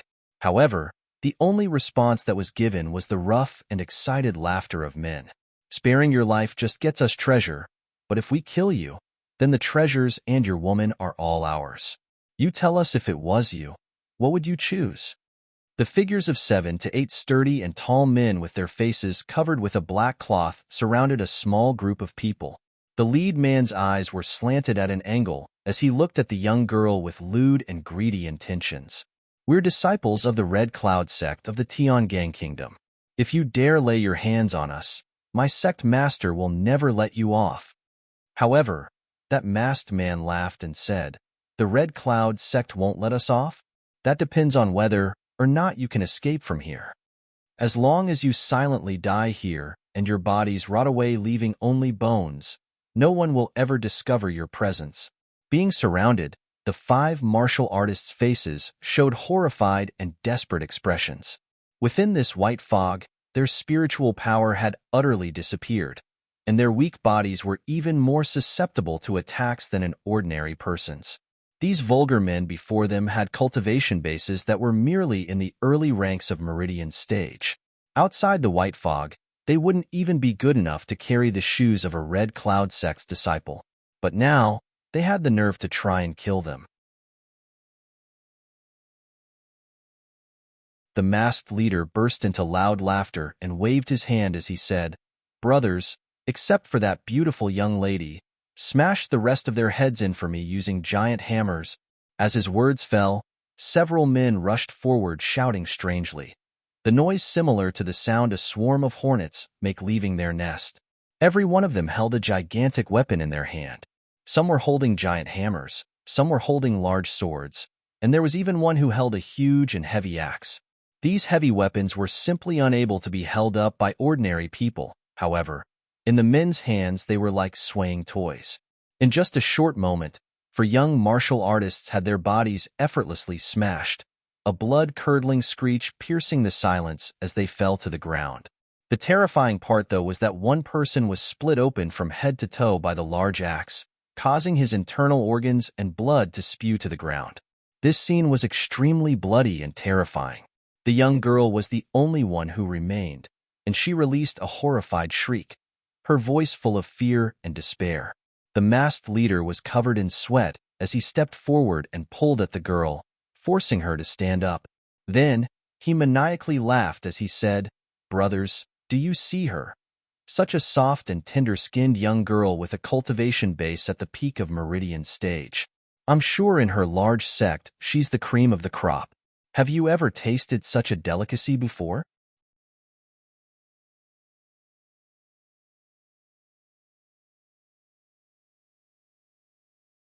Chapter 291. This group of animals. Everyone roared with laughter and jeered in unison. After eldest brother finishes having fun with her, it'll be our turn. The girl struggled with all her might to escape from the man's large hands, simultaneously letting out a heart-rending screech. "You're all animals. Animals. If you dare touch me, my master and daddy will never let you go. Kill me if you have the ability." The masked man yelled as he groped her chest, laughing with a lecherous expression. "Kill you? Such a beautiful girl. How could we be willing to kill you?" The force of his grip increased, and a tearing sound could be heard as the girl's clothes were instantly torn to shreds, revealing her soft skin and red undergarments. Indeed, this is an item of the highest quality. Saliva pooled in the men's mouths, and their eyes gleamed with fiery lust. "Eldest brother, what are you waiting for? Quickly fuck this girl." With the fog being so thick and heavy, it's a natural barrier from prying eyes. The masked leader's eyes were also shining as he turned to his brother behind him and said, "Shoho, hold this girl's feet for me, don't let her move." After his words, he immediately pinned the girl to the ground as if she was an animal. The girl's miserable and desperate shrieks echoed incessantly throughout the thick fog. However, her resounding scream was unanswered. Furthermore, even if someone did hear it, what could they do? Everyone in this thick fog was rendered powerless, so who could come and save her? In the blink of an eye, the masked man had completely stripped off the girl's clothes. Shoho couldn't help but loudly swallow his saliva as he held the girl down, an impatient expression on his face. All of a sudden, Shoho felt something cold touch his neck that caused a sharp twinge. He couldn't help but reach out his hand to touch his neck, yet unexpectedly, his line of sight abruptly changed and flipped completely upside down. Shoho opened his eyes wide with shock and stared helplessly at his now headless body.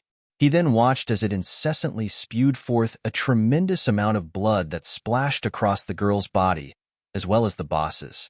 Arg! Amongst the robust men standing around in a circle and watching, the cowardly ones uttered screams of terror. The masked leader, who was soaked in blood, finally returned to his senses and suddenly jumped up, gripping his large axe as he shouted, "Who are you that you dared to launch a sneak attack on us? Quickly reveal yourself." As his words fell, he saw a vague silhouette slowly moving within the white fog. It was a youngster who looked to be about 16 to 17 years old. He had snow-white skin, striking features, and bright red lips that were slightly pursed, like a red plum flower that had softly fallen onto the snow in winter. As he gradually appeared, the dense fog swept across his face, slicking back the jet-black strands of his satin-like hair and causing it to gently stick to his slender and fair neck. Following the gorgeous arc of his neck, it gracefully extended downwards to an exquisite collarbone, prompting wild and fanciful thoughts. The masked leader gulped.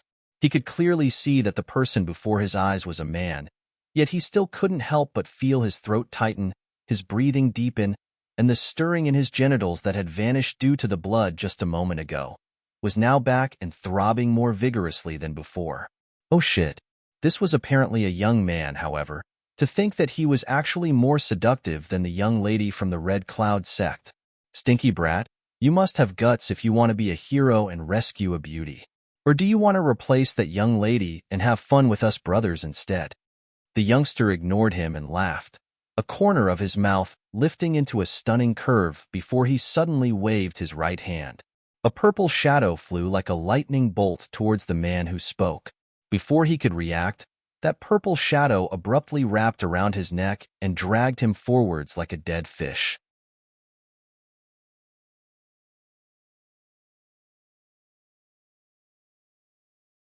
Chapter 292. Helping others when everyone could finally see what it was, they saw that the purple shadow was actually a vine. Moreover, it was emitting a frightening amount of spiritual pressure. Who did you want to have fun with? The youngster's voice echoed in their ears.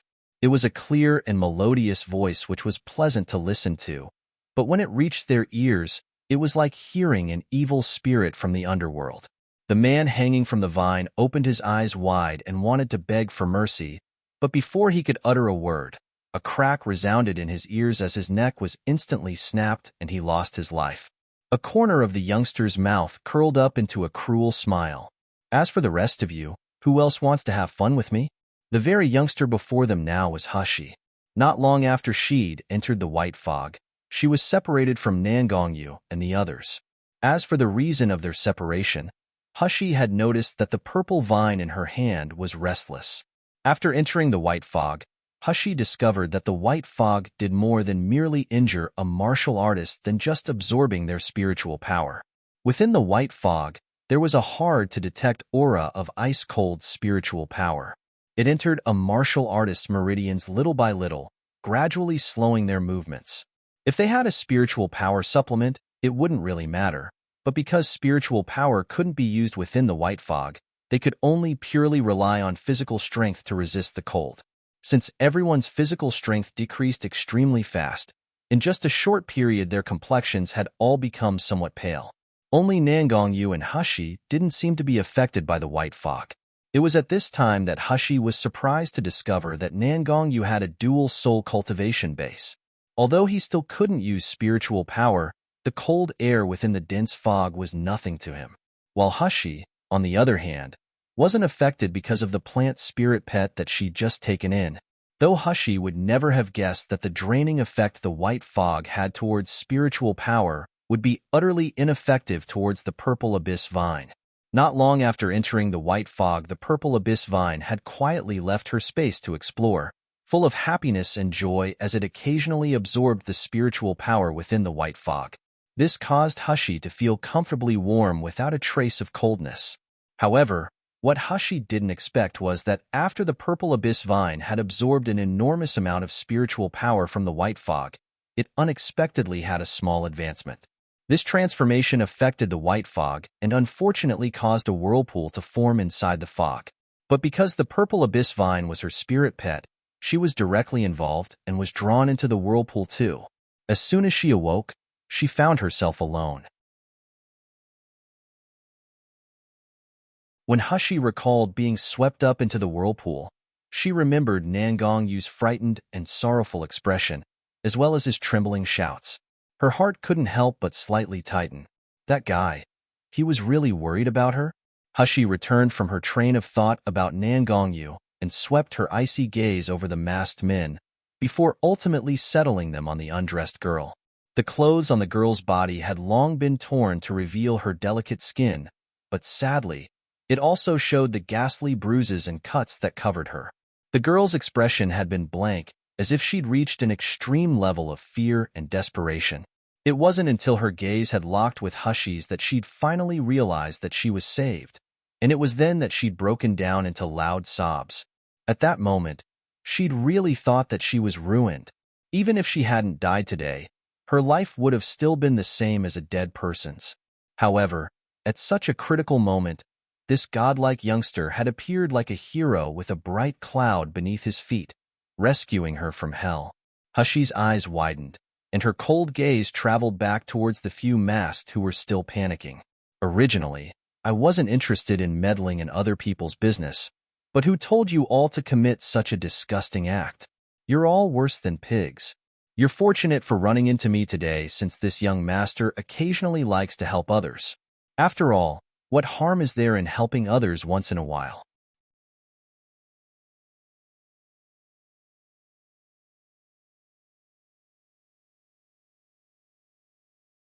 Chapter 293. Blood Refining Body Cultivator, Damn Bastard. Who do you think you are? How dare you meddle in our business? At that moment, the masked leader finally returned to his senses. When he took a closer look at Hushi's frail figure, exquisite face, pure white skin, and body without any spiritual power fluctuations, He immediately sneered without the fear that he'd had a moment ago. You're only relying on a spiritual weapon that doesn't require spiritual power, yet you want to take advantage of us? Dream on. Haven't I told you yet? I'm a blood-refining body cultivator, not an ordinary spiritual cultivation martial artist. Even if you use a magical weapon, don't think that you can survive under my hands. Upon saying that, the bodies of the masked men suddenly exploded with a severe amount of pressure that rivaled Mount Tai, and their entire bodies began to be enveloped in orange light. Upon saying that, the bodies of the masked men suddenly exploded with a severe amount of pressure that rivaled Mount Tai, and their entire bodies began to be enveloped in orange light. In this world, most martial artists chose the road of spiritual cultivation. However, there were also a few who had poor qualifications and eventually decided to refine their bodies instead. Refining the body was 100 times more painful than spiritual cultivation, and the majority didn't survive the training. In the end, they could only die like an ordinary person. Therefore, exceptions such as Nangong Yus were abnormal. Being able to achieve a dual soul cultivation base was near impossible.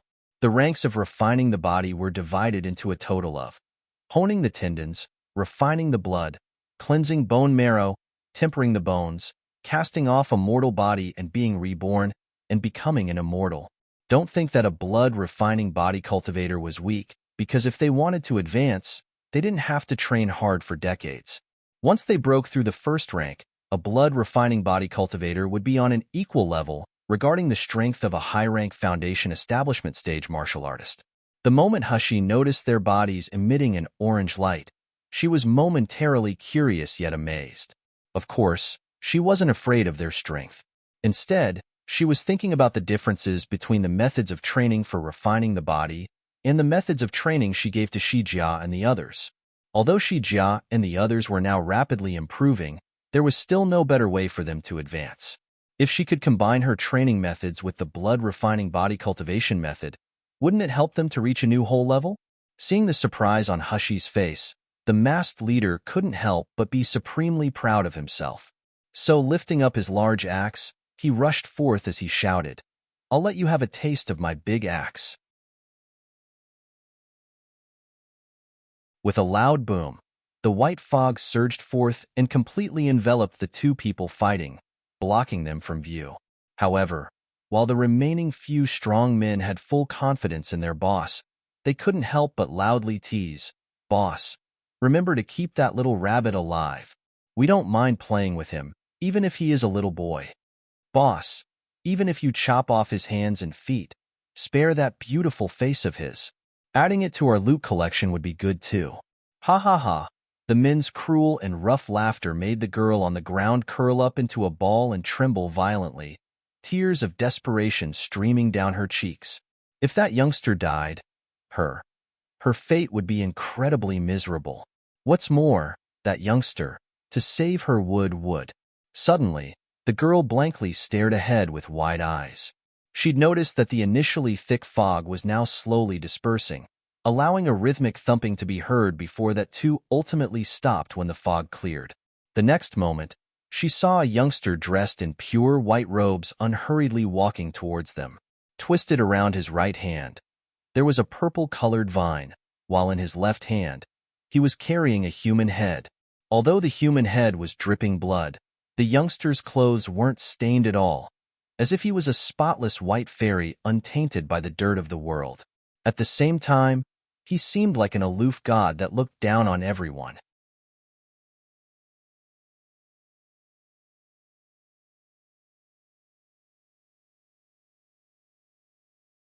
Chapter 294, The Eye of the Array?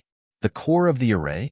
The girl suddenly covered her mouth and uttered a muffled sound of joy, while tears continuously rolled down her cheeks like a strand of pearls with its string snapped, while the group of strong men who had previously been excited and were jeering non-stop simultaneously showed horrified expressions. Staggering back several steps, they were unwilling to believe that their powerful boss had been slaughtered. However, once they squinted to scrutinize the head, they recognized the familiar face. His facial features were twisted grotesquely, his eyes were wide open, and the black cloth covering his face had disappeared. revealing an expression of utter horror and despair. Spare! Spare our lives! Some of the men dropped to their knees, kowtowing to beg for mercy, while others screamed and tensed to flee into the thick fog. The purple vine in Hushy's hand flashed as it suddenly sprang forward. In the next second, it was like a sword as it pierced the backs of those who wanted to run away. Blood trickled down the leaves of the vine to drip unseen to the ground layered with white fog, and in a heartbeat, the air was permeated with the thick stench of blood.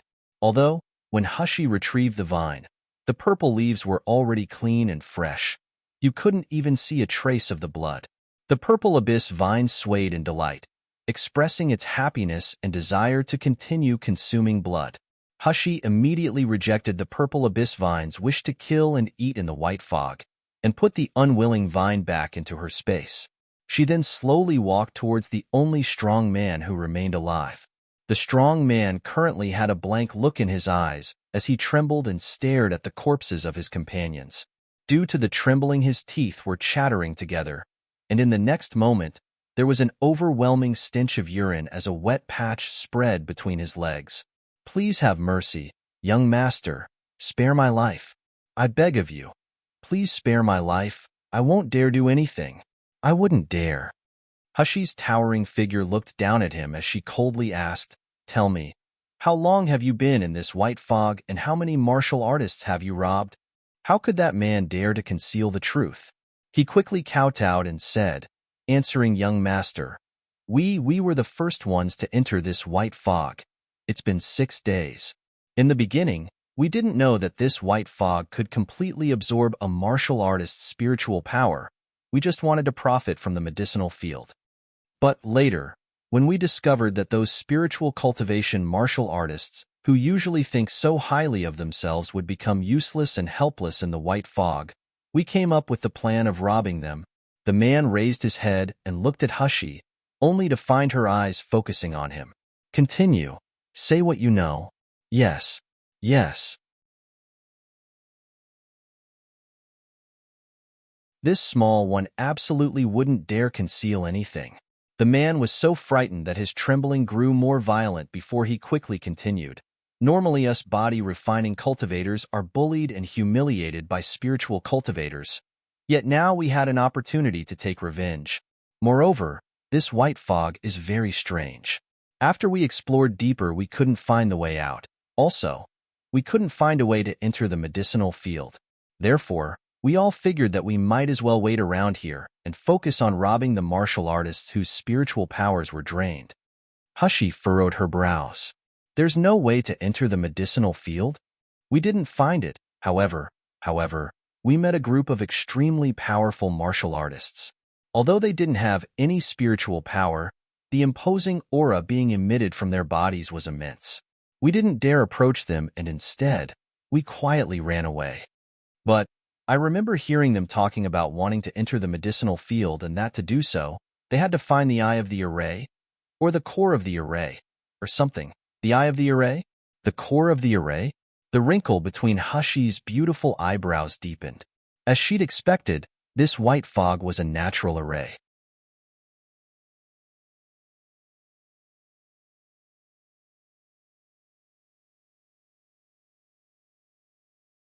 Chapter 295, Major Cloud Array. Since she'd read the ancient records left by Old Man Shumi, she had some understanding about arrays, but at most, it could only be regarded as minimal.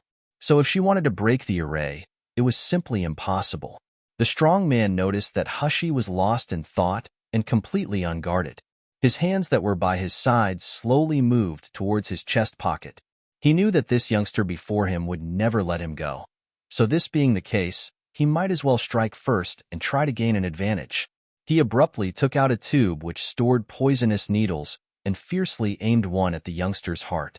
With a quiet swoosh, a needle flickering with green light flew directly towards Hushy's chest. A vicious light gleamed within the man's eyes, and he couldn't help but shout as he stood up, "Bastard! Go die!" Yet before he could finish his curse, his eyes opened wide in horror. What he saw was that the needle surrounded by flickering green light was unexpectedly caught between Hushy's slender and fair fingers. Then, Before he could react, the needle suddenly flew back towards him, straight towards his left eye. Ah! The man uttered a pained scream as he covered his left eye and tumbled to the ground. He wanted to howl in anguish and beg for mercy, but before he could say a word, his eye that had been pierced by the needle began to rot while a white foam mixed with blood filled his mouth. There was so much that it started to overflow, and he had to keep spitting it out. After a moment, he stopped breathing. Hushie was too lazy to even glance at him and turned to leave. The young girl who'd initially been curled up on her side with a frightened look on her face suddenly returned to her senses and shouted, young master, please stop." Hushie stopped and somewhat impatiently looked at her. The girl had a delicate and pretty face, a petite figure, a well-proportioned build, and she appeared to be about 17 to 18 years old. Unfortunately, she couldn't stop trembling as she tried to cover herself with the pile of rags that she clutched. She looked absolutely pitiful. The girl shivered under Hushie's cold gaze, but nonetheless, she held back the fear and shame bubbling within her heart to lower her head and quietly say, "Young master, many thanks for your kindness. Can you please tell me your name? I will certainly repay you in the future." "No need," Hushie indifferently replied. "I didn't mean to save you. They were just unpleasant to look at. Nothing more." A trace of disappointment flashed within the girl's eyes, but it was quickly replaced with even more gratitude. "No matter how it happened, if you hadn't saved me, I really don't know. My name is Qingchua, and I'm a disciple of the Red Cloud sect. Young master, if you have anything that requires my help in the future, please don't hesitate to find me at the Red Cloud sect."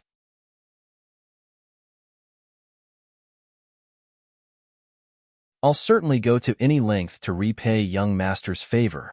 The girl had initially wanted to use a jade tablet or talisman for help, but in this white fog, she couldn't open her storage ring. This made her heart feel upset and ashamed. Hushie nodded her head to indicate that she understood, then turned around to leave once more. Seeing his back as he turned around, Qingchua bit her lower lip and suddenly said, "Young master, do you want to enter the medicinal field?" I know the way to enter it." Hushie stopped in her tracks, her gaze not as cold as it was before as she looked back at the girl. Qingchua's cheeks reddened, and she slightly lowered her eyelashes. Then, she softly said, I heard my sect elder say that Zijin Master's medicinal field is known as the 100 Herb Mist, and that the array inside is the powerful Major Cloud Array. There are a total of 2 sections to the array, the core and the 64-part eye. Only one of them is in this white fog, though. If you want to break the Major Cloud Array, you need to find the array eye and cut off its energy supply. With that, the array core will shortly appear as a portal door. That portal door is the gateway to the medicinal field.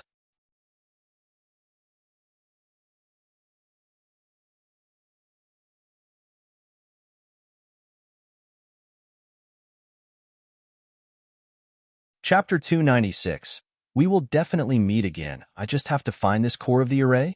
Qingchua tilted her head to the side and thought for a moment, then said, "Actually, there is a way. That is, a way to destroy all 64 parts of the array eye in a short period, causing the array to briefly cease functioning. Although this period of time will only be for a few short breaths, if you're prepared to enter the medicinal field, then it's still possible. But wanting to find the 64 parts of the array eye within a short time is practically impossible because once the time runs out, the destroyed parts of the array will be automatically restored. Moreover, the force the fog uses to absorb spiritual power will dramatically increase." Hushie looked pensive as she said, "I understand. Thank you for telling me this." Having said that, Hushie withdrew a set of clothes from her space and gave them to Qingchua before she indifferently said, "This should be enough to repay you for your information. It's dangerous inside this white fog, so you should hurry up and leave." This time she didn't stop and quickly disappeared into the thick fog. Left alone, the girl quickly dressed in the clothes that had been handed to her.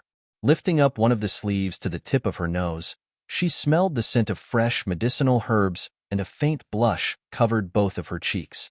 "We'll meet again, right? We will definitely meet again." Hushie's figure disappeared into the fog, and to ensure that no one was around, she immediately summoned the purple abyss vine from her space. As the purple abyss vine came into contact with the white fog, it promptly began swaying excitedly. It then started transmitting its excitement and cravings to Hushi through her divine sense. However, Hushi didn't dare let it do as it pleased and refused to allow it to absorb more spiritual power. If it were to cause another whirlpool within the white fog, or directly touch the array, then she would be in big trouble. After appeasing the purple abyss vine and promising to give it some spiritual fire for it to eat when they entered the medicinal field, the purple abyss vine reluctantly calmed down. Hushi flicked her hands, and in a split second, several hundred purple shadows flew out, all of them instantly shooting in all directions of the white fog. This was the purple abyss vine's unique technique of dividing its body into thousands of vines, and it was the quickest way to search for the core and the eye of the array in this boundless white fog. Each of the purple abyss vine subvines was connected to Hushi's divine sense. Unfortunately, this meant that each subvine was dramatically weakened compared to its usual strength, rendering it unable to attack. It also meant that if it was attacked, the damage would be relatively severe, and most of it would be inflicted on Hushi's divine sense.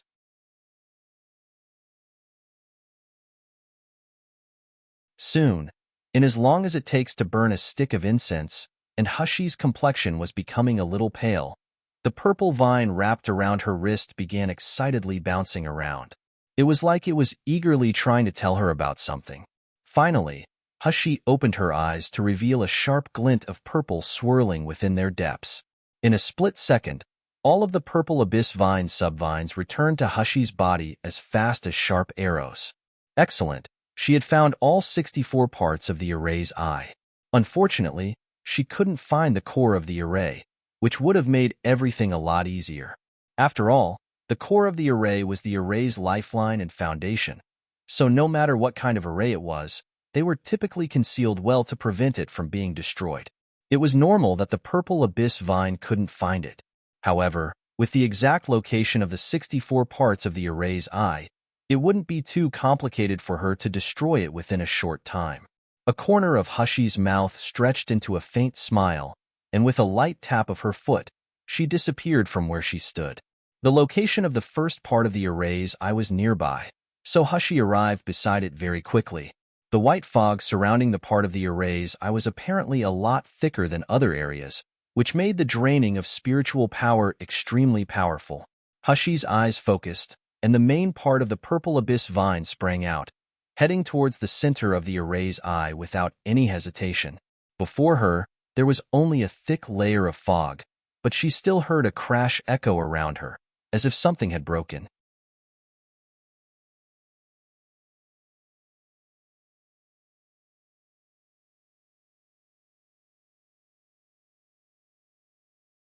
Chapter 297. Black-Clothed Man. Next, the white fog started surging around her, like a huge rock thrown into a tranquil lake. The first part of Array's eye had been eliminated. Hushi tapped her foot again, and at lightning speed, she proceeded towards the second part of the array's eye. The location of the second part of the array's eye was more remote than the first's. As soon as Hushi neared it, she couldn't help but shudder. Even though it was already cold in the white fog, this area seemed to be several times colder. Moreover, even though the white fog was thick, you could still see about 3 meters ahead. However, the white fog here was so thick that there was nearly zero visibility. Hushi wiped at the water vapor gathering on her face, feeling the bitingly cold air seeping into her bones. At this moment, her hair and clothes were wet, and to withstand the cold air, she had no other choice but to use her internal energy. With her powerful internal energy, she was now able to tolerate the cold environment. Hushi no longer hesitated, and the purple abyss vine sprung out from her hand in a flash. With a crash, the second part of the array's eye was broken within the white fog without mishap. Due to this, the rolling of the white fog became more violent, and its absorption of spiritual power increased to the point that it made all of Hushi's meridians tremble. She didn't dare stay any longer, so she turned around to leave. However, just as she was about to use her qinggong, her expression suddenly changed. Then, like a shadow, her figure jumped back a few steps. The thick fog in front of her still made everything hard to discern, but but she could vaguely see a tall silhouette slowly approaching her. Just as Hushi was filled with bewilderment, she heard the deep voice of a man that was filled with murderous intent. "Who let you touch a part of the array's eye?" Hushi was momentarily shocked. This person also knew about the array's eye? Her brow furrowed, yet she didn't answer the man and instead raised her foot, moving to flee like a bird. "You want to escape?" The man's voice was cold as he snorted in contempt. Hushi had barely jumped into the air before an invisible force wrapped around her ankle, dragging her back. This time, an alarmed expression finally revealed itself on Hushi's face. Hushi waved her right hand without hesitation, and a purple shadow shot towards the figure within the thick fog. The purple vine trembled and waved in the air as it absorbed the spiritual power within the white fog, its momentum gradually increasing.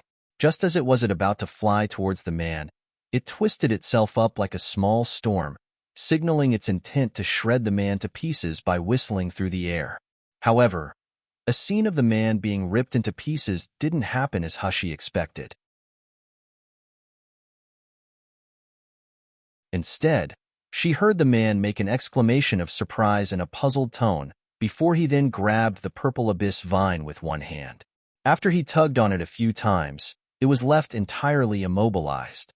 Hushi was shocked once again, but before she could react, she felt an immense force grab her, and she abruptly tumbled forwards. With a thump, she harshly made contact with something, causing her to feel faint and her vision to blur. Her nose filled with the white fog's cold atmosphere mixed with the robust and unfamiliar scent of a man. "You're just a low-level martial artist, yet you're able to control the purple abyss vine, haha." A deep, dark, and husky voice sounded above her head. Obviously, it was only a soft laugh, but it made a person's blood run cold when they heard it. "Speak. Who told you about the location of the array?" Hushi raised her head and saw a handsome face before her, with features as sharp as a blade. The man looked to be about 24 to 25 years old, and he was dressed entirely in black. His features were undoubtedly handsome, but a callous aura surrounded his appearance. It was as if a cold and murderous spirit had crawled out of the depths of the underworld.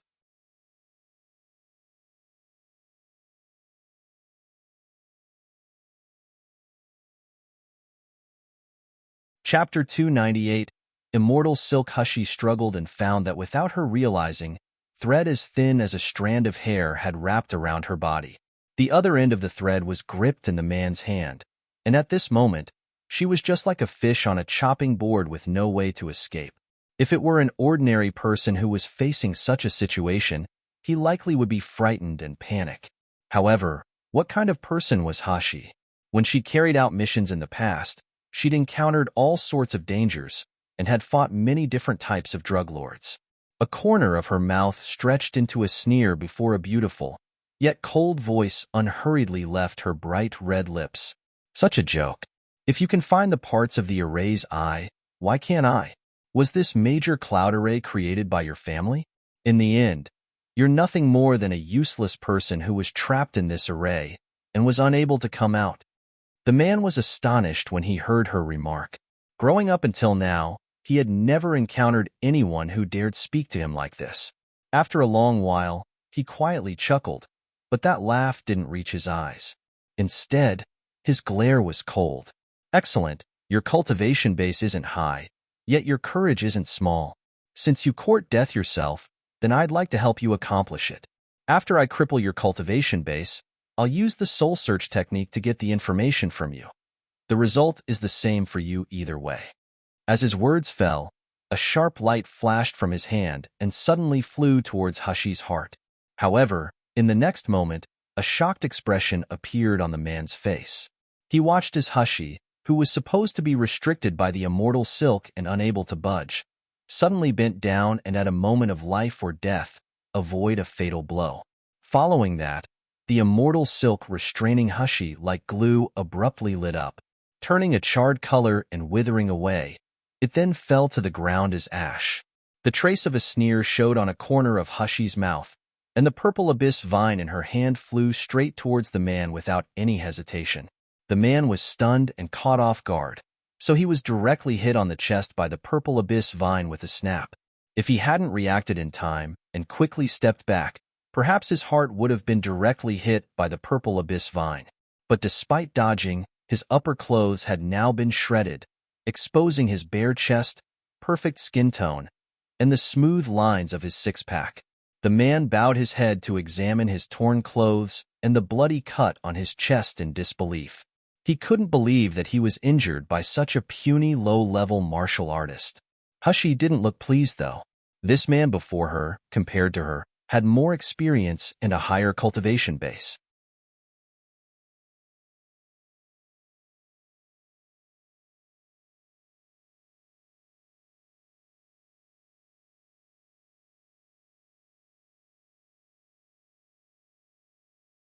Chapter 299. Escape without a trace. After building up enough force, Hushi's attack made a whistling sound as it launched through the air.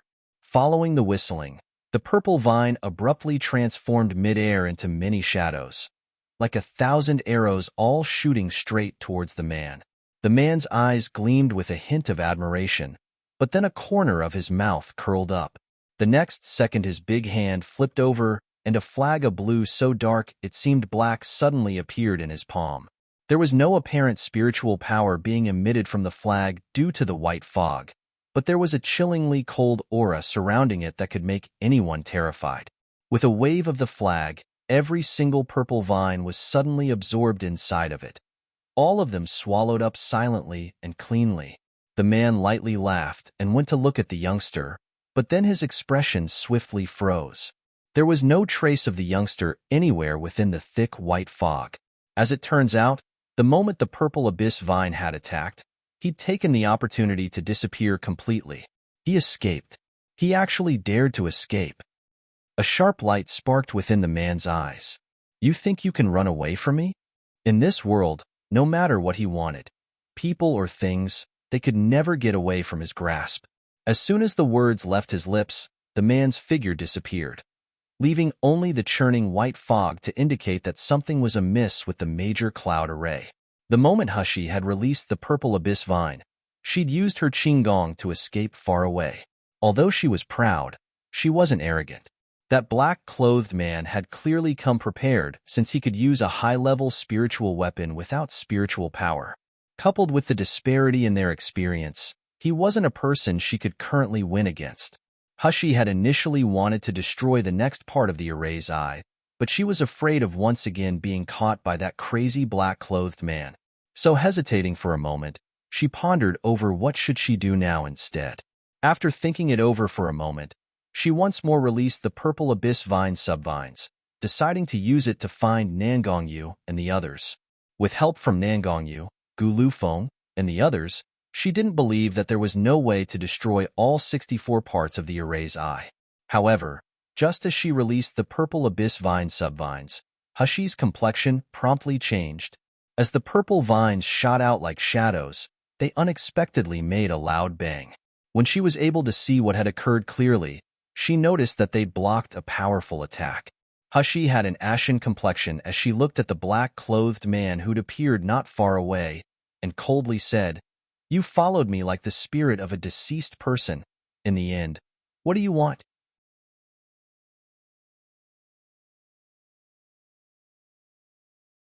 The fog where Hushi was now standing wasn't as thick as it was before, so the black-clothed man could finally see the youngster's features clearly. Long eyelashes curled upwards, soft and snowy skin, beautiful lips, and long black hair that was dampened by the fog stuck to his cheeks. With such a pure appearance and brightly shining obsidian eyes, he had a countenance that could easily capture anyone's soul. Unexpectedly, it was a stunning youngster who could topple the world with just his looks. He appeared to be about 15 to 16 years old, a child who just entered adulthood but not yet 20. It turns out that it was only a tender youngster who'd forced him to such lengths, even causing him to bring out the black banner. The coldness in the black-clothed man's eyes transformed into excitement, and crossing his arms in front of his chest, he arrogantly said, "I can allow you to live. However, you have to become one of my people and obey my words. If you do, I can promise you that as long as you help me to destroy this major cloud array, in the future, You'll gain benefits that you never would have imagined having in this lifetime. Hushi looked at him with your crazy look, then sneered as she said, there must be something wrong with your brain. Or were you born mentally handicapped? Why should I help you break the major cloud array? Even going so far as to make me be one of your people and obey your words. You deserve this based on what? Good. Very good. The black-clothed man's eyes suddenly flashed dangerously as a murderous aura condensed within them. It seems that I'll have to let you experience several defeats before you are obedient.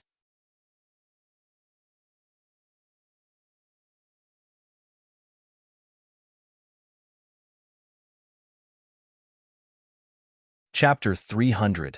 Collaborate. After he spoke, the black flag suddenly flew out and enveloped the two figures, like a cloud covering the sun.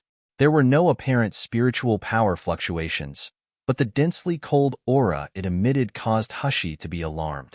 She felt like she was being pressured by Mount Tai and found herself unable to breathe. While this was occurring, the black-clothed man smirked and approached Hushi. As he got closer, the black flag suddenly transformed into a black shadow and also headed towards Hushi. The purple abyss vine rapidly responded by springing out to fight with the black shadow. Following that, a dark golden blade appeared in the black-clothed man's hand and shot towards Hushi. A loud bang echoed through the white fog, causing it to start violently churning. When the white fog finally settled down, you could see one black ray of light and one purple ray of light intertwined. As the light had become like two ropes, they had tightly bound Hushi together with the man. Both of their complexions were a little ashen, while Hushi's hand was clenched around a green dagger that was firmly pressed against the man's neck. Though on the other side, a golden blade was gripped within the black-clothed man's hand as it firmly pressed against Hushi's chest, as if in the blink of an eye it would pierce her heart. However, shock and amazement showed on the black-clothed man's face. His hand holding the golden blade trembled as he was unsure whether to withdraw or not. He looked at the elegant youngster with shining eyes in bewilderment, taking quite a while before saying, You're a man.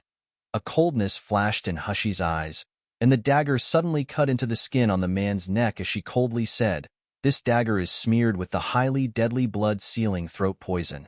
Although it's useless against a high-level martial artist, in this white fog you're unable to use spiritual power, and due to this, you won't be able to expel the poison immediately. If you still insist on harassing me, I don't mind if neither of us wins. Feeling an itchy pain from the wound on his neck, the black-clothed man's expression became sterner and a trace of anger showed on his face. If you refuse to cooperate, do you really think that I don't have ways to deal with you? After a brief pause, he coldly said, If you hadn't rashly destroyed a part of the array's eye, which changed the direction of the 8-track trigrams, I would have already found the array's core and destroyed the major cloud array. Now that you've ruined my plan, shouldn't you pay the price? How about you help me break the array? Hushi was startled for a moment, while on the contrary, the only thing revealed on her face was a slight trace of hesitation. If this man really could find the array's core, it would save her the time of breaking every part of the array's eye.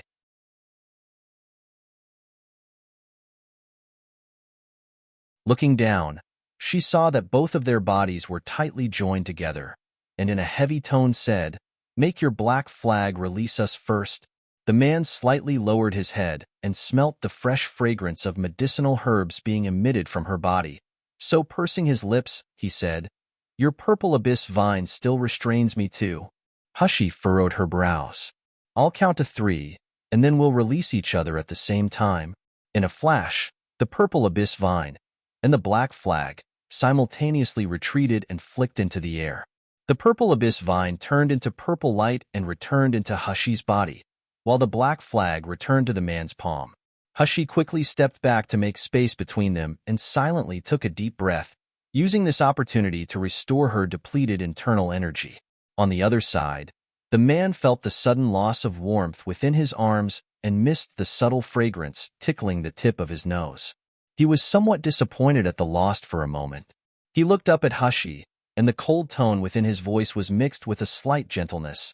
To get rid of the major cloud array, it's necessary to find the array's core and cut off its energy supply. Just destroying one or two of the array's eyes is useless. I have a way to find the array's core.